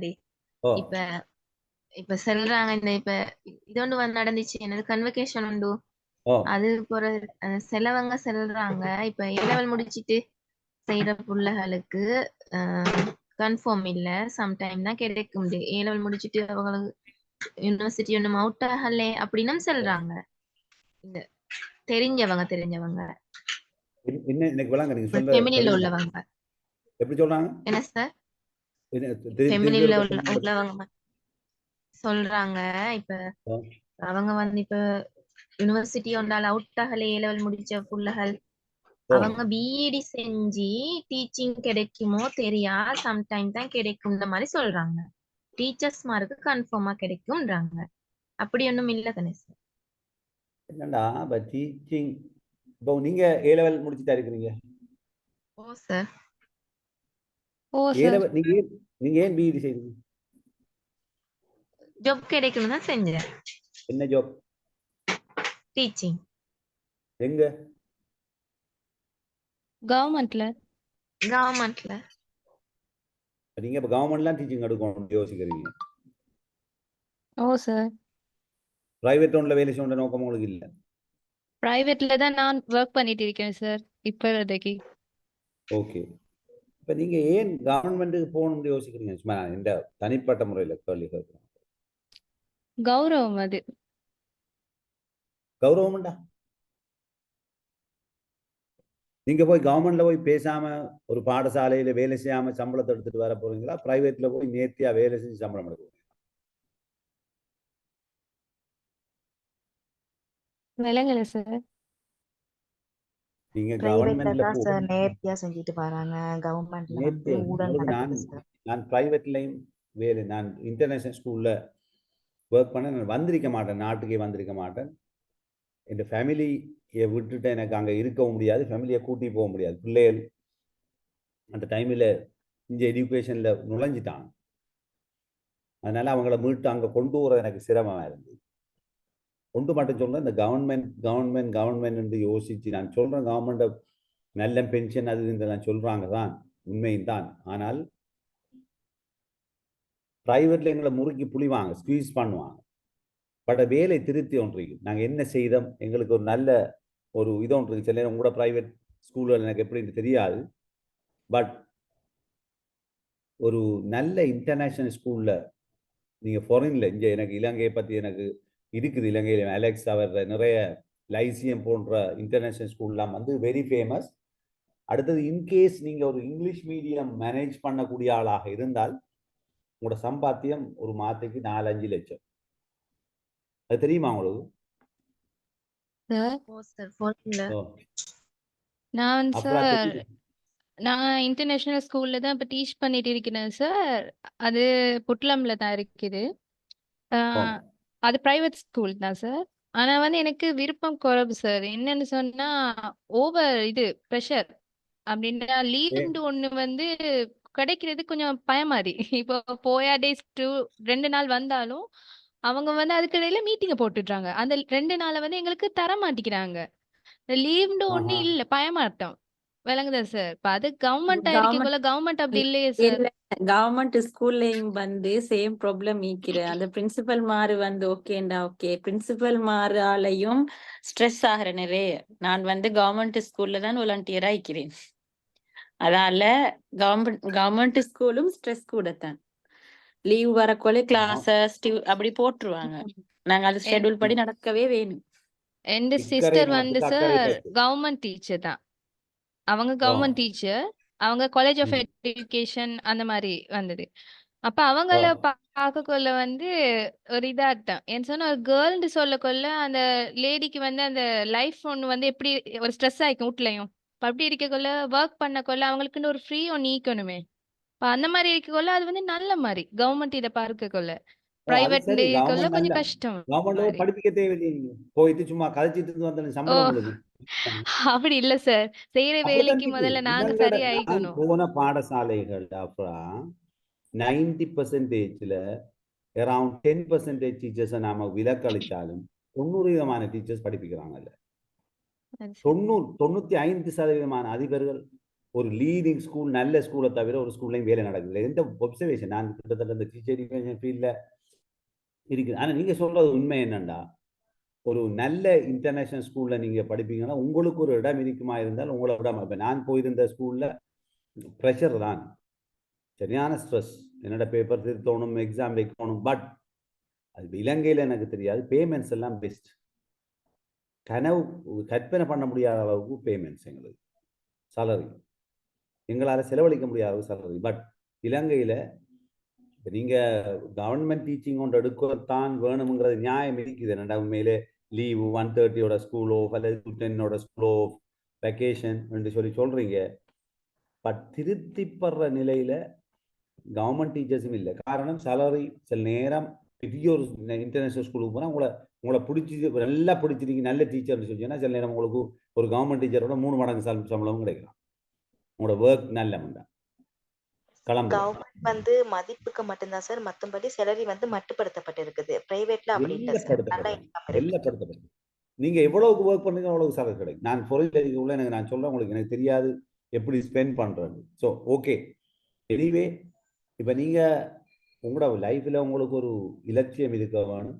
அடுத்தது இப்போ கவர்மெண்ட் டீச்சிங்கோட விஷயங்கள் இப்போ எதிர்காலத்தில் நீங்கள் ஒரு அவங்களோட நோக்கம் ஒன்று இருக்குது. இப்போ டிகிரி ஆக்கி டிகிரிக்கு மட்டும்தான் தொழில் கொடுக்குறங்கிற ஒரு பொலிஷனோட பேணுறாங்க. அது இன்னும் நடைமுறைப்படுத்தப்படலை. ஆகவே அது நீ உங்களோட பார்வையை பொறுத்து. இப்போ சிலர் வந்து கவர்மெண்ட்டில் ஒர்க் பண்ண விரும்புகிறாங்க.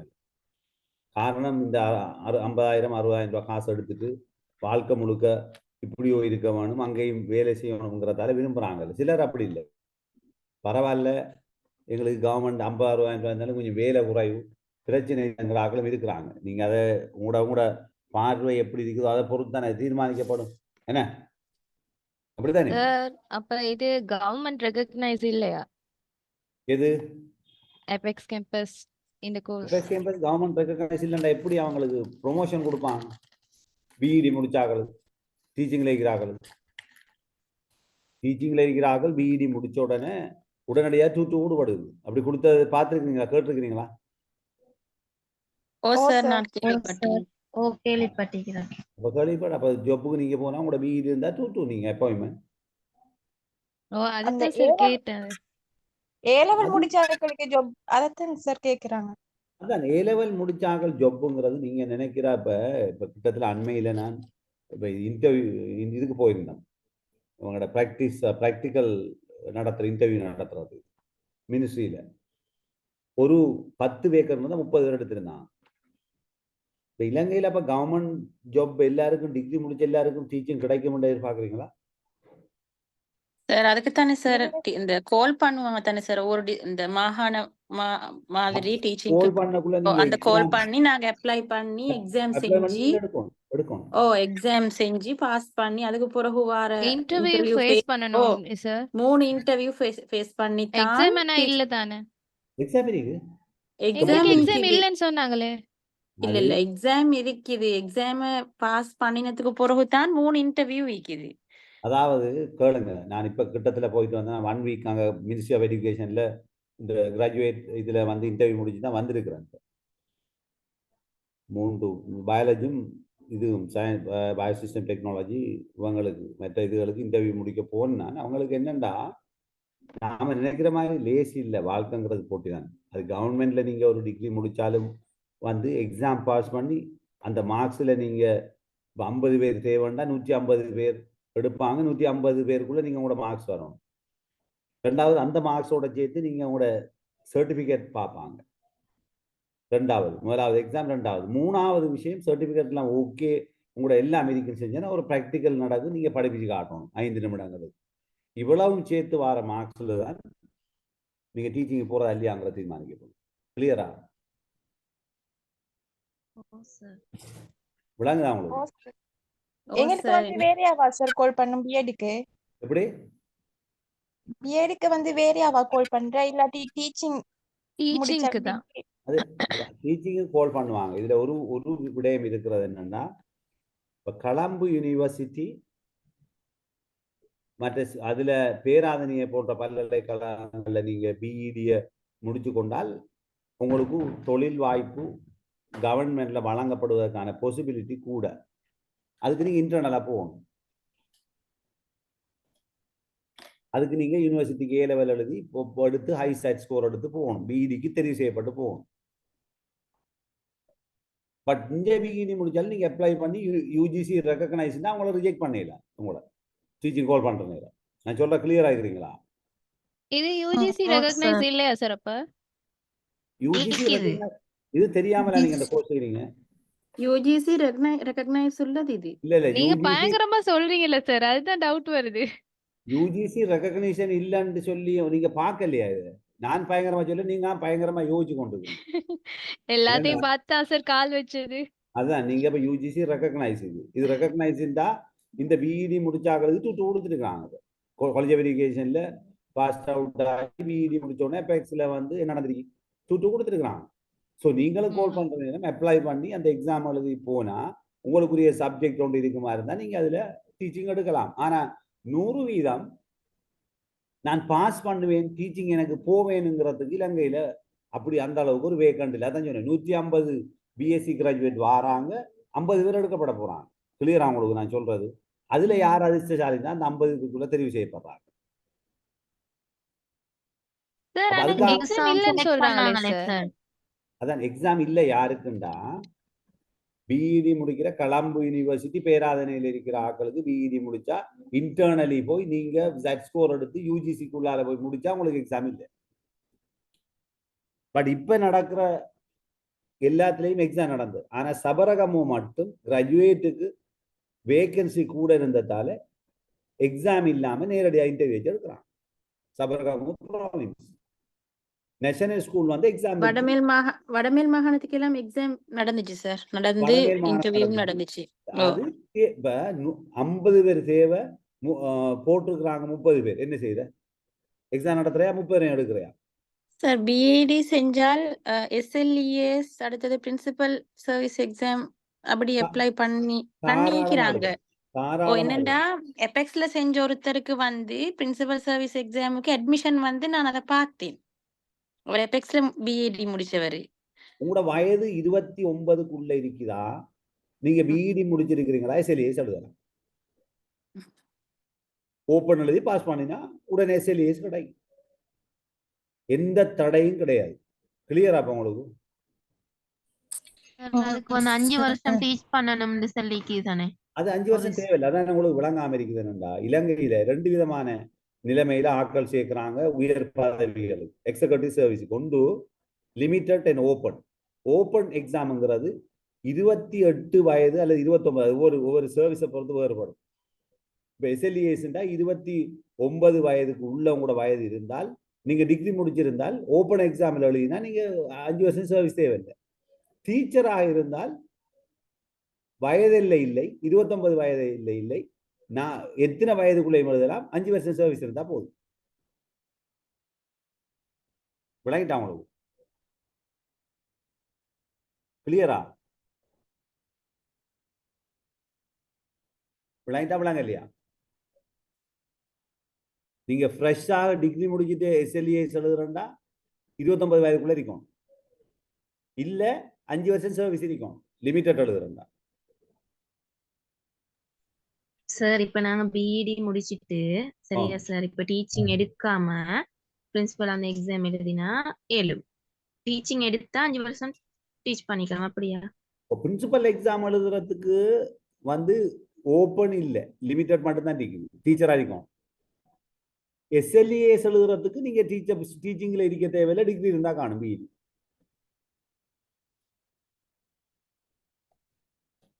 விளங்கினா விளங்கல. ஆகவே நாங்க படிக்கிறது உங்களுக்கு அதான் சொன்ன முயற்சி, ஆண்மை, நம்பிக்கை. நாங்க வாழ்க்கையில வெற்றி பெறணும்னா கஷ்டம். ஒவ்வொரு நாளுக்கும் ஒரு விதமான கஷ்டம். கவர்மெண்ட் டீச்சர்ஸுக்கு ஒரு விதமான கஷ்டம், பிரைவேட்ல போனா வாழ்க்கை பொறுத்து போயிடும். இதே இதுல அப்புறம் நீங்க கவர்மெண்ட்டுக்கு போனா நான் பிரைவேட்ல இருந்திருக்கலாம் சம்டைம் யோசிக்கலாம். சம்டைம் நினைக்க மாட்டேன் சார். அது உங்களோட இதை பொறுத்தது, சிந்தனையை பொறுத்தது. இப்ப எனக்கு நான் சொல்றேன், எனக்கு இப்ப நான் பொருளிலே இருந்திருந்தா இப்ப எந்த நிலை வேற. ஒரு 5 இயர்ஸ் இருந்தாலே போதும், ஒரு 25 வருஷம் வாழலாம். அப்படி செலவு, கடும் ப்ரெஷர். நைட்ல சில நேரம் 2 மணி ஆகும் தூங்குறதுக்கு. பட் அந்த வசதி வாய்ப்புகள் மிக அதிகம், எல்லா ஃபெசிலிட்டிஸும் இருக்குதாங்க. ஸோ அதை நீங்க சொல்லுங்க. ஓகே, நாம இப்ப விஷயத்துக்கு வருவோம். இந்த பாடசாலை சமநிலை ஆளுமை விருத்தியில பாடசாலை மட்டத்துல பாடசாலை மட்ட கணக்கீட்டு வேலை திட்டம் அறிமுகப்படுத்தப்பட்டதுக்கான காரணங்களை விரைவா பார்ப்போம். இதை பார்த்து கொள்ளுங்க. பாடசாலை கல்வியை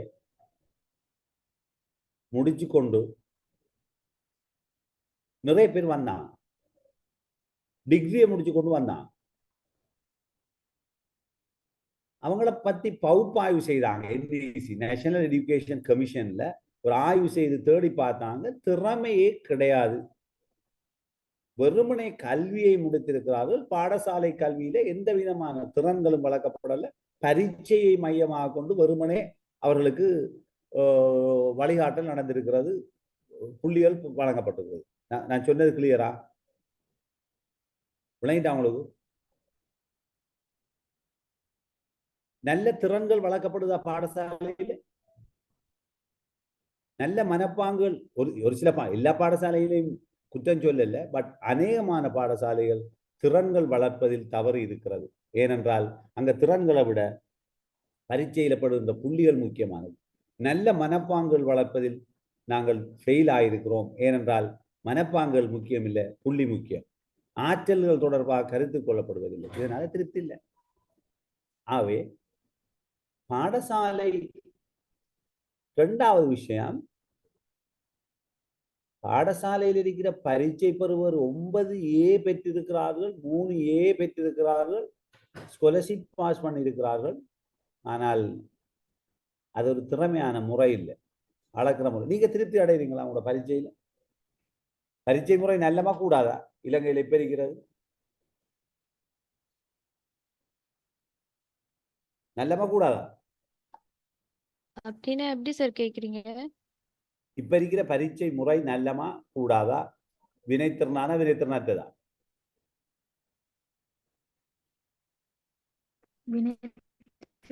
எதை மட்டும் அளக்குது? வெறுமனே ஒரு பேப்பரை கொடுத்து அளக்கு ஏதாவது மாணவர்கள திறன்கள் அளக்குறீங்களா? இல்ல சார். மாணவருடைய மனப்பாங்குகள், ஆற்றல்கள், வெவ்வேறு மனவளர்ச்சிகள், உலகியக்க திறன்கள் போன்ற பல்வேறு திறன்கள் அளக்கப்படுகிறதா? அறவே கிடையாது. இல்ல சயின்ஸ்ல சார். சயின்ஸ்ல எடுத்திருக்கிறாங்க, ஒரு பல்பை கலட்டி பூட்ட தெரியாது, ஒரு ஹோல்டரை பூட்ட தெரியாது. விவசாயத்துல எடுத்திருக்கிறாங்க, ஒரு மிளகாய் செடியை நட முடியாது. இப்படியான ஒரு கல்வி முறை எங்களுக்கு தேவையா?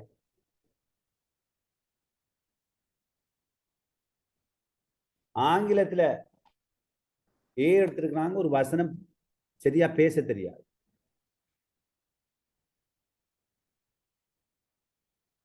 சிறந்த முறையில் ஒரு ஆர்டிக்கல் எழுத இயலாது. உண்மையா உண்மை இல்லையா? நான் சொல்றது உண்மையா உண்மை இல்லையா? ஓ சார். எனவே இது இந்த குறைபாடு நிவர்த்தி செய்யப்பட வேண்டும்.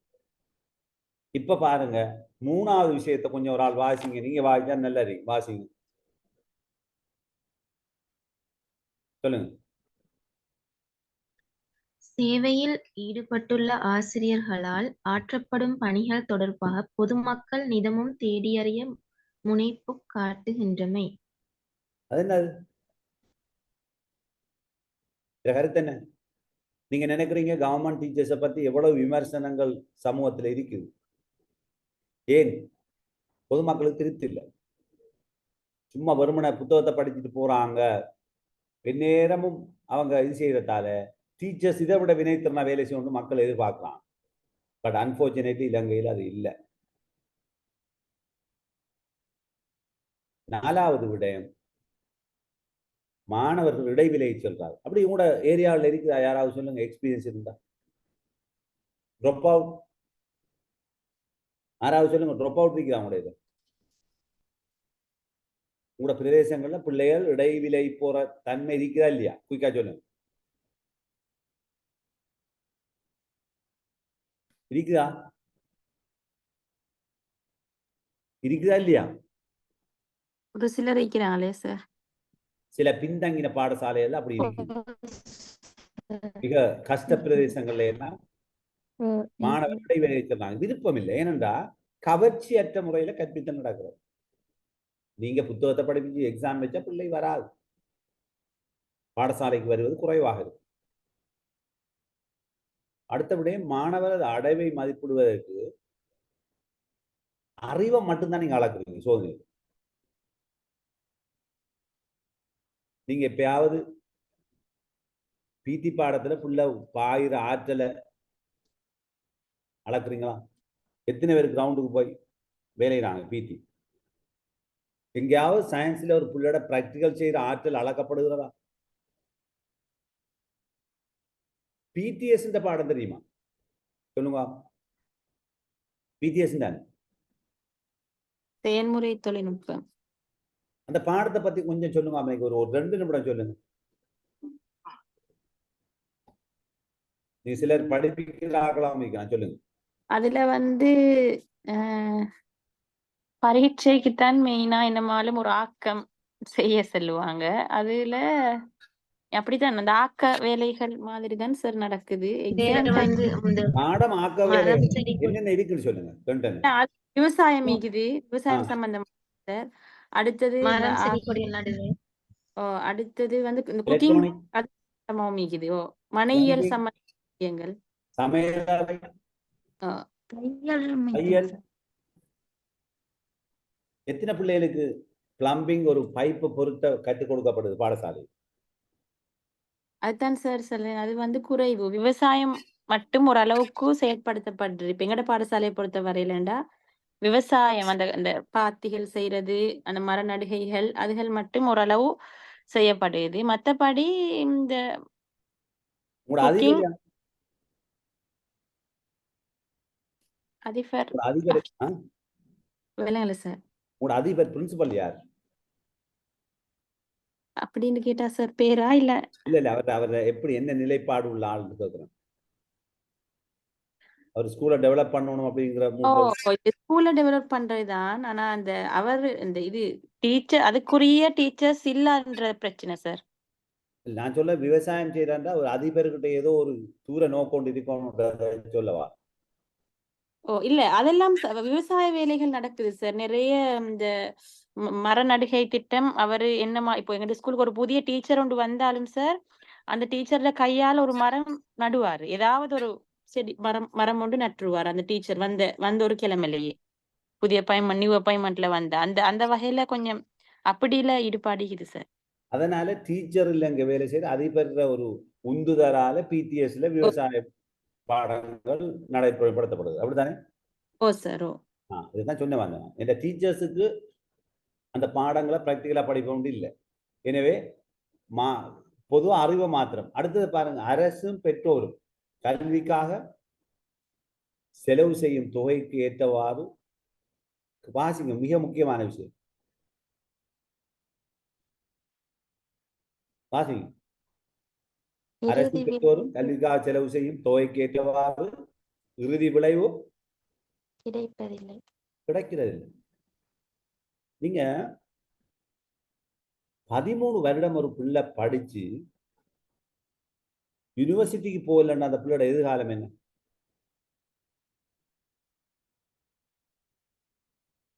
யூனிவர்சிட்டி போன பிள்ளையோட எதிர்காலம் என்ன? தயவு செய்து சொல்லுங்க.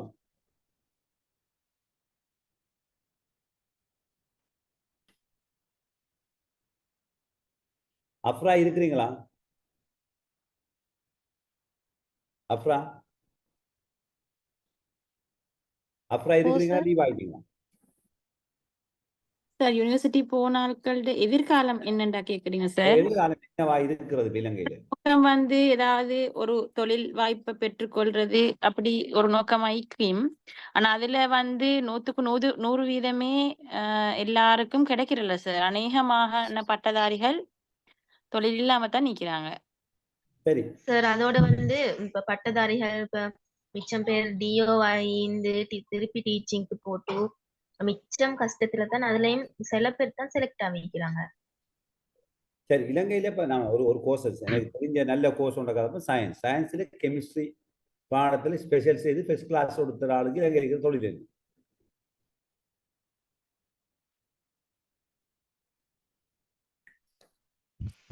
பிபிஏ முடிச்சு ஃபர்ஸ்ட் கிளாஸ் எடுத்த ஆளுக்கு இலங்கையில என்ன தொழில் இருக்கு?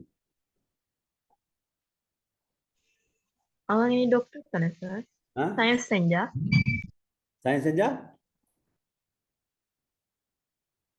சொல்லுங்க. இல்ல சயின்ஸ் அப்படி செய்தா இல்ல அப்படி இல்ல. சயின்ஸ் செஞ்சால் எல்லாரும் டாக்டர் ஆகுறது இல்ல.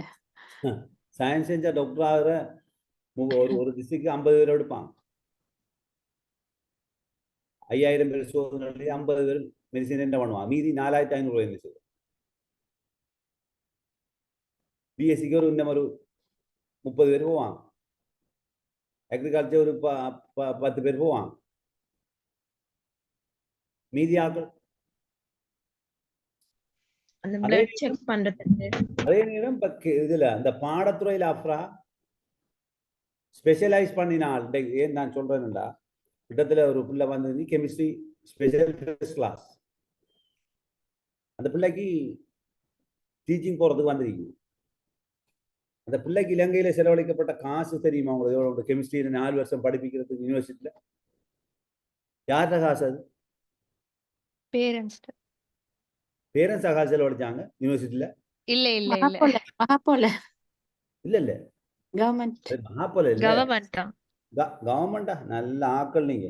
ஓ கவர்மெண்ட் தானே சார். நீங்க என்ன வந்து விளங்கல, உங்களுக்கு ஒன்றுமே விளங்காம இருக்கிறீங்க. கவர்மெண்ட்ல கூட காசு, அப்புறம் நீங்க கொடுத்த காசு தான் கவர்மெண்ட் தூக்கி யூனிவர்சிட்டி கொடுக்குது. உங்களோட மக்கள்ல காசு தானே, கவர்மெண்ட்டுக்கு எங்க இருக்கு காசு? அப்படி சொல்றீங்களா சார்? அப்புறம் மக்கள்ல காசு தான் எடுத்து எங்கட காசுலாம் பிள்ளைகள் படிக்குது. அப்புறம் நாங்க கொடுக்குற வரி உங்களுக்கு எப்படி காசு போகுதுங்கிறத கொஞ்சம் படியுங்க. கவர்மெண்ட்டுக்கு எந்த காசும் இல்லை. நாங்க எங்கள்கிட்ட இருந்து வர வரி டெக்ஸ் எங்கள்கிட்ட அறவுற வரியில தான் இலங்கையில கவர்மெண்ட்டுக்கு இன்கம் தாரது ஒன்று மது வரி திணைக்களம். இது டூரிசம் மது வரி, மதுண்டா இது இது வடிகோல் லிக்க சாராயம், அந்த அந்த இதுல இருந்து போற லிக்கர்ல இருந்து போற வருமானம் ஒன்று. சுங்கம், கஸ்டம்ஸ் இதுல இருந்து வர மக்கள் வரக்குள்ள கட்டி போட்டு வர காசு. அடுத்து இன்கம் டேக்ஸ். இது 3 தான் இலங்கைக்கு வருமானம் விட்டு. இன்கம் டேக்ஸ் யாரு கட்டுறா? சுங்க வரி யாரு கட்டுறா? மதுபானத்தை அருந்தி போட்டு அதுக்கு வாங்குற காசு எல்லாம் யாரு கட்டுறா? பொதுமக்கள். அப்ப பொதுமக்கள் காசு நாங்க ஆக்களை படிப்பிக்கிறோம். ஸோ இப்படி படிப்பிச்சுட்டு அவங்கள 4 வருஷம் படிப்பிச்சு ஸ்பெஷல் செய்து எந்த ஃபீல்டுனா BBA, BCom, BBA, science, chemistry, physics, anything பிஇடியா இருக்கட்டும், தொழில் கொடுக்காட்டி அவங்க வீட்டை இருந்து ஆரம்பிச்சு. ரைட். இப்ப நான் ஏன் கதைக்கு அந்த பாடத்தோட தொடர்படுத்தி இதுக்கு ஏன் இது நடைபெறுதுன்னு சொல்லுமா? இதுக்கான காரணமே இப்படி நடக்கிறதுக்கான காரணமே இலங்கையில என்ன இருக்கல. அவரோட கேள்வி நியாயம். ஏனண்டா எங்களுக்கு தொழில் இல்லாட்டி நாங்க ஏன் படிக்கணும்? தொழில் வாரண்டா நாடு முன்னேறணும். அப்புறம் இருக்கிறாங்க கேட்டுக்கொள்ளுங்க. நாட்டுல செக்டர் பிரைவேட்டைசேஷன் வந்தா தான் அந்த நாடு முன்னேறும். நீங்க நினைக்கிறீங்க கவர்மெண்ட் நல்ல, ஓகே, ஜாப் செக்யூரிட்டி இருக்குது, பென்ஷன் இருக்குது, உண்மைதான். ஆனா நாடு முன்னேறாம இருக்கிறதுக்கு காரணமே கவர்மெண்ட் செக்டர். மனச்சாட்சியை வச்சு சொல்லுங்க. 8 ஹவர்ல ஒரு கவர்மெண்ட் சர்வன் உண்மையா எத்தனை அவர் வேலை? ஒரு டிஎஸ் ஆபீஸ்ல இருக்கிறார், டிவிஷன் செக்ரட்டரியில், ஏனைய காரியாலயங்களில் வேலை செய்யறாங்க. 8 ஹவர்ல எத்தனை அவர் வேலை தான் சொல்லுங்க.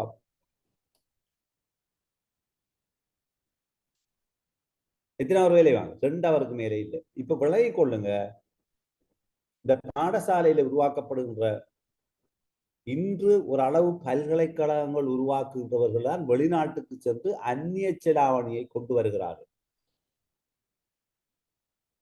சில ஃபீல்டில் இருக்கிறார்கள், வெளியே போய் middle east, New Zealand, Australia, Canada, England, America போன்ற நாடுகளில் போய் தந்த மூளை, இலங்கையில் இருக்கிற மூளைசாலிகள் வெளிநாட்டுக்கு சென்று பிரெயின் மூளைசாலிகளின் வெளியேற்றம் நடைபெற்று அவருடைய ஆற்றல் பல்கலைக்கழகங்களிலே உள்ளாந்த ஆற்றல் வெளிப்படுத்தப்படுறதால் இருக்கிறாங்க.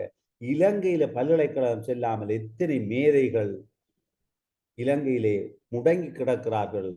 ஏன்? கொண்டு அவர்களால் சுய தொழிலை கூட ஆரம்பிக்க முடியாமல் இருக்கிறது என்ற அந்த தளத்தை பாடசாலை வழங்கவில்லை. விளங்கிட்டா பிரச்சனை? விளங்கிட்டான் ஒரு விளங்கிட்டா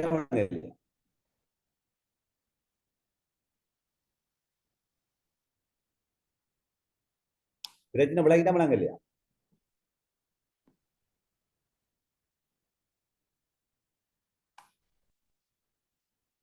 ஆயிரத்தி 1971 ஆண்டு ஒரு சம்பவம் நடந்ததுன்னு சொன்னேன். என்ன சொல்லுவா? என்ன நடந்தது 1971 ஆண்டு? சொல்லுங்க.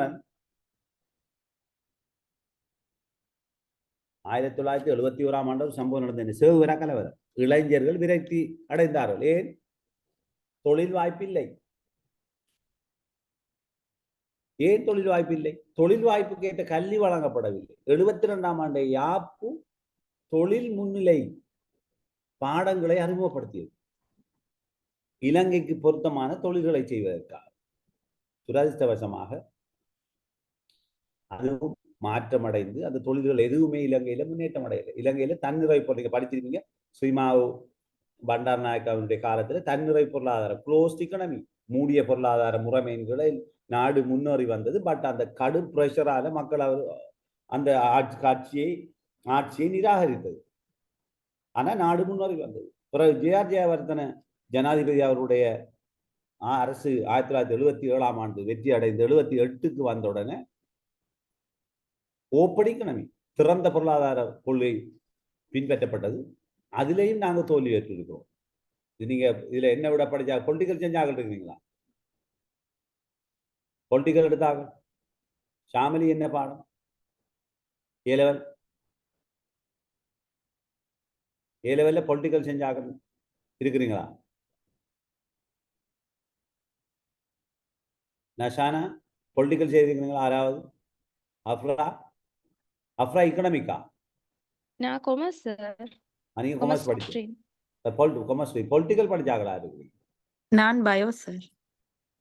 நஷானா பயோவா? ஓ சார். Right, okay, good. மற்றாக்கள் இதுல ஒருவரும் இல்லையா பொலிட்டிக்கல் படிச்சாங்க? இருந்தாலும் கதைக்காதாக்கள் ஒன்றும் என்ன பாடம் இல்லையா தெரியாதாக்கள் இருக்கிறீங்க? சாரா என்ன பாடம்? Home science sir. பொலிட்டிக்கல் எடுத்தாங்க. நசீலா என்ன பாடம்? பொலிட்டிக்கல் எடுத்தீங்களா? இல்ல sir, home science. Right, okay. என்னன்னா பொலிட்டிக்கல் எடுத்து விளங்கிருக்கீங்க. இலங்கையில பொருளாதார பொலிட்டிக்கல் சிஸ்டம் அதை படிச்சுக்கணும், கட்டாயம் தெரியும். ஓகே, இப்ப இந்த காரணங்களால கட்டாயமாக மாணவர்களை மதிப்பிடுறதுக்கு இந்த சிஸ்டம் உருவாக்கப்படும். பாடசாலை மட்ட கணிப்பிடமே 98ஆம் ஆண்டு அறிமுகப்படுத்தப்பட்டது. இப்போ இதுல நோக்கம் இலக்குகளுக்கு வருவோம். மாணவர்கள் கற்றல் செயல் ஒழுங்கு விருத்தி செய்வது, மாணவர்களுக்கு ஒரு முறையான பாடசாலையில் கற்கக்கூடிய ஒரு சூழலை உருவாக்கும், ஒரு சிஸ்டத்தை உருவாக்கும், ஒரு மெத்தடை உருவாக்கும், கற்றலுக்கு வாய்ப்பை வழங்கணும். அது முதலாவது நோக்கம் SBA குறிக்கோள். இரண்டாவது, ஆசிரியர் அது கற்பித்தல் செயல் ஒழுங்கு விருத்தி செய்யும். இப்ப எங்களுக்கு அதுதான் சொல்றேன். என்னன்னா பிரச்சனை, நீங்க மனச்சாட்சியை வச்சிருந்த ஆசிரியர்கள கற்பித்தல திருத்திருக்கிறா?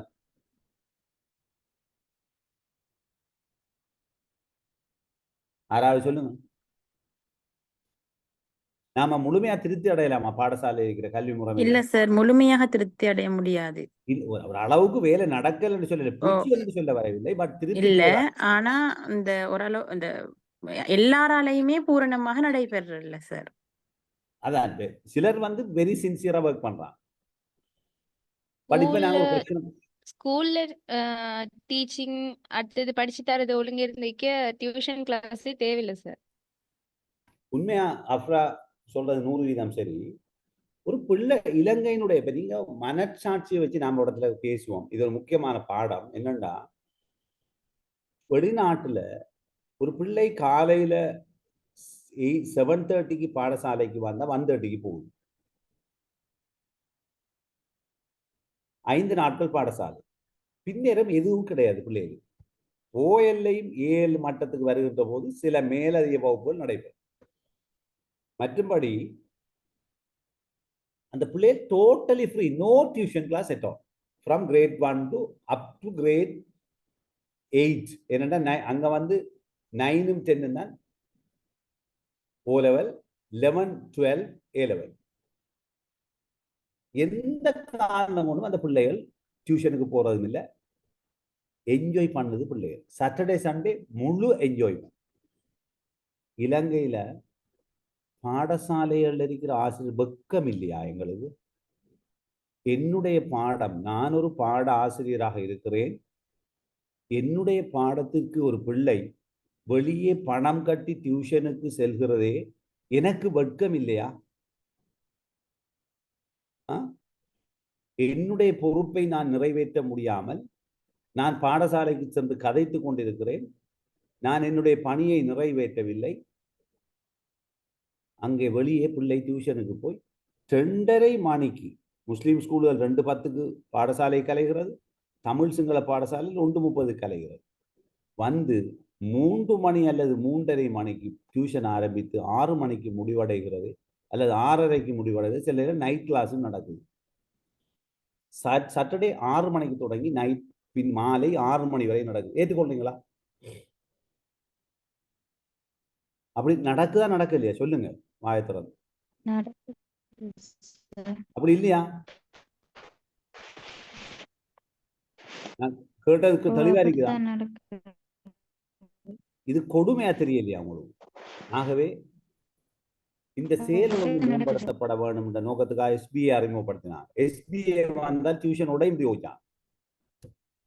ஏண்டா அந்த மார்க்ஸுக்கு பெருமானம் கொடுத்தால் பிள்ளைகள் டியூஷனுக்கு போய் இதை படிக்கிறதோடு பிராக்டிக்கலா உயிரோட்டமா கற்பார்கள் எதிர்பார்த்தான் 98ஆம் ஆண்டு.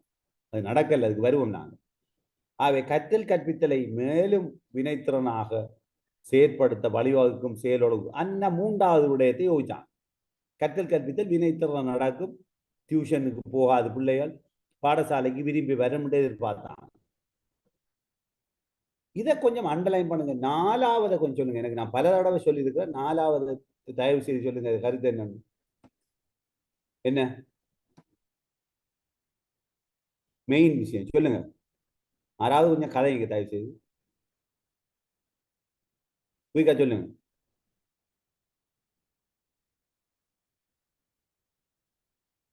மதிப்பீட்டு கலாச்சாரம் என்ன? பரீட்சை மையமாக இருக்கின்ற கலாச்சாரம், இறுதியாக நடத்துகின்ற பரீட்சை.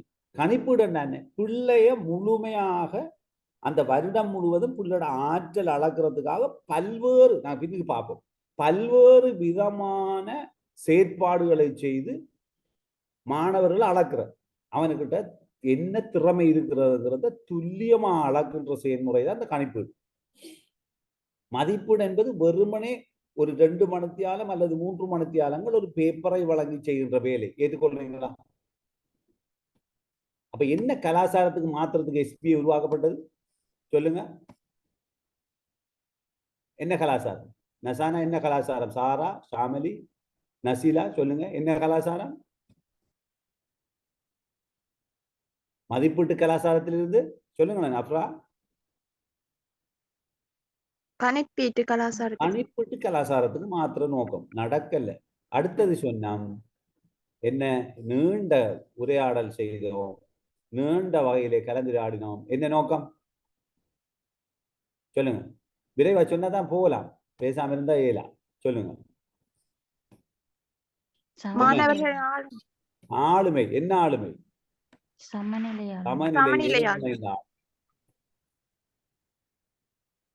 அடுத்தது என்ன? பாடசாலை இடைவிலகிற மாணவர்கள் எண்ணிக்கையில் இழிவளவாக்குற, பாடசாலையை கவர்ச்சி உள்ள சூழலா மாத்துறது. அடுத்தது தனியாக மற்றும் குழுவாக மாணவர்களின் கற்றல் சந்தர்ப்பங்களை இனங்காண தேவையானவற்றை வழங்கி எதிர்பார்க்கப்படும் தேர்ச்சிகளை நோக்கி மாணவர்களை இட்டுச் செல்ற. அப்ப இப்ப கூட்டு மொத்தமா இவங்களோட நோக்கம் என்னவா இருந்துச்சு? மாணவர்களை பாடசாலையிலே வைத்து கொஞ்சம் கவர்ச்சிகரமாக மாணவர்கள் கற்றல்ல ஈடுபட வைத்து அவர்களை வழிநடத்துவதுங்கிற நோக்கத்துக்காக செய்தாங்க. அடுத்தது மாணவரை சொல்லுங்க. மாணவரை கணிப்பீடு செய்து பெற்றுக்கொள்ளும் தரவுகளை பயன்படுத்தி பெற்றோர் மற்றும் ஆசிரியர்களுக்கிடையில் ஏற்படுத்தும் தொடர்பாடல் மூலம் கற்றல் கற்பித்தல் செயற்பாட்டின் வெற்றிக்கு வழி அமையும். அப்ப பெற்றோருக்கு இடையில அழைச்சி அவங்களோட பேசி, ஆசிரியர் பெற்றோர் பேசி மாணவர்களை ஒரு நல்ல நிலையை கொண்டு வர. அடுத்தது ஆசிரியர்களை கணிப்பீட்டு செயற்பாட்டில் ஈடுபடுத்துவதன் மூலம் அவர்களை வலுவூட்டுவது மற்றும் பாடசாலைகளுக்கிடையிலும் மாணவர்களின் திறமையை பகிர்ந்து கொள்வதற்கு சந்தர்ப்பங்களை ஏற்படுத்த. அப்ப இப்ப மறுதலையான நோக்கம் இவங்களை ஆசிரியர்கள் கணிப்பீடுல ஈடுபட்டா ஆட்டோமேட்டிக்கா அவங்க தன்னை தயார்படுத்தி கொள்வாங்க. அதே மாதிரி பாடசாலைக்கு உள்ள ஒரு நல்ல ஒரு ஒரு ஒழுங்கமைப்பு உருவாகும். மற்ற பாடசாலைகளுக்கு இடையிலையும் நல்ல ஒரு தொடர்பு ஏற்படும். இங்க இருக்கிற திறமையான ஆட்கள் அங்க போவாங்க, அங்க இருக்கிறார்கள் இங்க வருவாங்க, பகிர்ந்து கொள்ளக்கூடிய பல செயற்திட்டங்கள் உருவாகும் என்று ஒரு குறிக்கோள் அமைச்சு கொண்டாங்க. அடுத்தது பரந்த வரையறைக்குள் வேறுபட்ட கணிப்பீட்டு வகைகளை பயன்படுத்துவதற்கு சந்தர்ப்பங்களை ஏற்படுத்தி சீரான மற்றும் ஏற்றுக்கொள்ளக்கூடிய கணிப்பீட்டு செயற்பாடுகளில் ஈடுபடல். அண்டர்லைன் பண்ணிக்கொள்ளுங்க. நான் அப்புறம் கலப்பம் இங்க பாருங்க. வெவ்வேறு பரந்த வரையறைக்குள் வெவ்வேறு கணிப்பீட்டு வகைகளை, இந்த வெவ்வேறு தான் நாங்க கொஞ்சம் ஆழமா பார்க்க போறோம் இந்த கணிப்பீடுல. ஏன்னா அந்த டீச்சர்ஸு கணிப்பீடுங்கிறது எவ்வளவு முக்கியம்ங்கிறது படிச்சு முடிச்சோன்னா உங்களுக்கு எந்த டவுட்டும் இருக்கக்கூடாது. ஓகே, இப்ப பாருங்க, பாடசாலை மட்ட கணிப்பீட்டு வேலை திட்டத்தை பத்தி கதைச்சா நோக்கம் குறிக்கோள் வந்த என்னன்னு உங்களுக்கு தெளிவா வழங்கியிருக்கும். பாடசாலையை மாணவர்கள் வினைத்திறனாக ஆளுமை விருத்தியுடைய இடமாக, தன் ஒரு நிபுணத்துவம் பெற்ற இடமாக, திறன்கள் பல வளர்க்கப்பட்ட இடமாக, சமநிலை ஆளுமை விருத்தி செஞ்சா அவர்கிட்ட சிந்திக்கும் திறன் விருத்தி அடையும், சமூகத்திறன் விருத்தி அடையும், தனிப்பட்ட திறன்கள் விருத்தி அடையும். அப்ப அவருக்கு பிரச்சனை இல்லையே, நோ ப்ராப்ளம். பட் அதெல்லாம் இல்லைன்னு சொல்லி சொன்னால் நாங்க கற்பிக்கிறதுல எந்த விதமான பிரயோஜனம் இல்லை. ஆகவே பாடசாலை மட்ட கணிப்பீட்டு வேலை திட்டமானது மாணவரிடத்தில் நிலைத்திருக்கத்தக்க நடத்தை மாற்றத்தை ஏற்படுத்த உதவும் விதம். எப்படி பாருங்க, முதலாவது சொல்றாங்க, இங்க பாருங்க, மாணவரிடத்தே கற்றல் கற்பித்தல் செய்யுங்கள். முதலாவது பாருங்க, நிலைத்திருக்க நடத்தை மாற்றம் நடத்தை மாற்றம் தான். நடத்தை மாற்றம் தான். மாணவர் அறிந்து கூறுவார், மாணவர் பேரிடுவார், மாணவர் இனங்காண்பார், மாணவர் வரைவுகளை வரைவார், மாணவர் அட்டவணைப்படுத்துவார், மாணவர் முன்வைப்பார், மாணவர் கட்டுரைகளை ஆக்கங்களை புரிவார், புத்தாக்கம் புரிவார், மதிப்பிடுவார், ஒப்பிட்டு சொல்லுவார், பகுத்தாராய்வார். இதெல்லாம் என்ன என்ன நடத்தை மாற்றங்கள். எனவே இந்த நடத்தை மாற்றம் வராம அறிந்து கூறுவார், சோதனை எழுதுவார். அதுதான் நடக்குதுப்பா. பரீட்சை எழுதுவார், இது எங்களுக்கு தேவையாது. எனவே இது விட்டு பல்வேறு நடத்தை மாற்றங்கள் பாடசாலை மட்ட கணிப்பீட்டுல இந்த உயிரோட்டமாக மாணவர்கள் கற்றல்ல ஈடுபட்டது நடக்கும் எதிர்பார்த்தான்.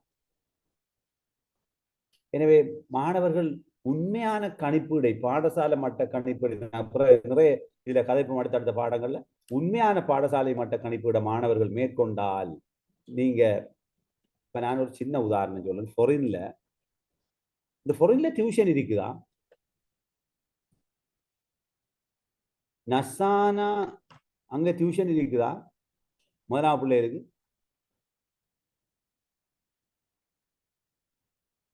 நசீலா இல்ல சார், ஃபாரின்ல இல்ல. டியூஷன் தேவைண்டா ஏ லெவல் பிள்ளைகளுக்கு ஒரு கிழமைக்கு ஒரு 2 hours மாதிரி ஒரு கோச்சிங் கிளாஸ், ஏதாவது டவுட் கிளியரன்ஸ் கிளாஸ் நடக்கும். இங்கே மாதிரி இரவு பால நடக்குதா? வெளிநாடுகளில் நடக்குதா? அப்படி இல்ல இல்ல இல்ல, நோ. எனவே இது ஒரு துரதிர்ஷ்டமான நிலைமை. எனவே இது மாற்றப்படணும். அது எஸ்பிஐ உதவும்னு நினைச்சாங்க, அவங்க எப்படி உதவும்னு பார்த்தாங்க. அடுத்ததை பாருங்க, மற்றது என்ன? தற்கால பாடசாலை வாசிங்க. கற்றல் கற்பித்தல் செயல்முறையில் மாற்றத்தை ஏற்படுத்தும் வகையில் செயற்பாடு சார்ந்த உயிரோட்டமான கற்றல் கற்பித்தல் செயல்முறை அறிமுகம் செய்யப்பட்டுள்ளது. அது என்ன இது கருத்து? உயிரோட்டமான கற்றல் என்ன? ஆசிரியர் சோக்கொண்டு எடுத்து போய் பிளாக் போர்ட்ல வழங்கப்படுத்தினா என்ன கற்றல்? அது ஆசிரியர் மைய கற்பித்தல். அங்க உயிரோட்டம் இருக்குமா? இல்ல. மாணவர்கள் பொருட்களை கொண்டாந்து செய்து பார்த்து, புத்தகத்தை வாசிச்சு, தகவல்களை தேடி, பரிசோதனை செய்து, வீட்டு தோட்டத்துக்கு போய் அல்லது பாடசாலை தோட்டத்துக்கு போய் களம் பயணம் மேற்கொண்டு அல்லது பல்வேறு செயற்திட்டங்களை மேற்கொண்டு கற்பது உயிரோட்டம் உள்ளதா, உயிரோட்டமற்றதா? உயிரோட்டமற்றது. வெளியே போறது அது மாணவர் மைய கற்பித்தல் தானே சார்? மாணவர் மைய கற்பித்தல் உயிரோட்டமானது தானே. உயிரோட்டம் என்ன? மாணவர்கள் என்னென்ன கற்றலில் ஈடுபட்டு கொண்டிருப்பாங்க, அப்படித்தானே? அப்ப அந்த கற்றல் இடம்பெறணும் எதிர்பார்த்தாங்களா இல்லையா? எஸ்பிஐல மாணவர்களுக்கு உதவும் தானே. எஸ்பிஐ செய்தா கட்டாய மாணவர் எப்படி எஸ்பிஐ நடைமுறைப்படுத்தணும்னா மாணவர் எப்படி கற்கணும்? உயிரோட்டமான உயிரோட்டமாக கற்கணும். அப்ப அதுக்கு உதவும் எதிர்பார்த்தாங்க. அடுத்தது மூணாவது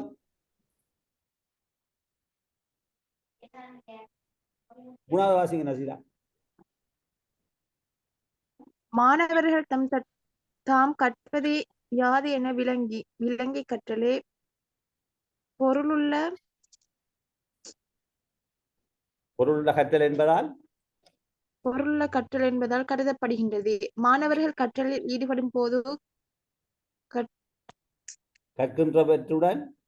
கற்கின்றவற்றுடன் தொடர்புடைய பல விடயங்களை வெளிக்கொணரப்படும். இதனால் அனுபவங்கள் விரிவடைந்து பொருளுள்ள கண்டறி கற்றலின் மூலம் கற்ற விடயங்களை மாணவர்கள் உள்வாங்கிக் கொள்வர்.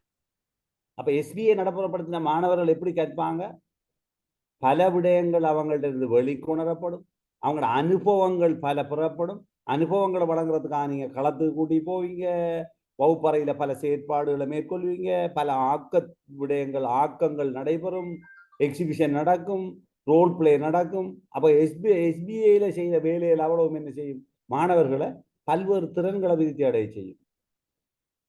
ஆகவே மேலே விவரிக்கப்பட்ட விடயங்களுக்கு அமைய மாணவர் வகுப்பறை கற்றல் செயல்முறையில ஈடுபட்டு நிலையாக சிறந்த நல்ல நடத்தை மாற்றத்தை ஏற்படுத்தணும்டா பாடசாலை மட்ட கணிப்பீடு மாணவர்களுக்கு உதவுமா இல்லையா?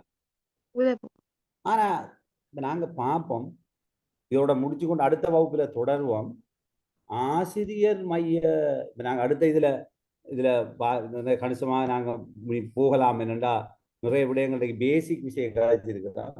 அடுத்தது நாங்க பார்க்க போறது ஆசிரியரை மையமாக கொண்டு நடைமுறைப்படுத்தப்படும் பாடசாலை மட்ட கணிப்பீடு திட்டமானது மாணவர் மைய கல்வியின்பால் மாணவர்களை வழிப்படுத்தும் விதம். இப்ப கல்வி எப்படி நடைமுறைப்படுத்தப்படுது?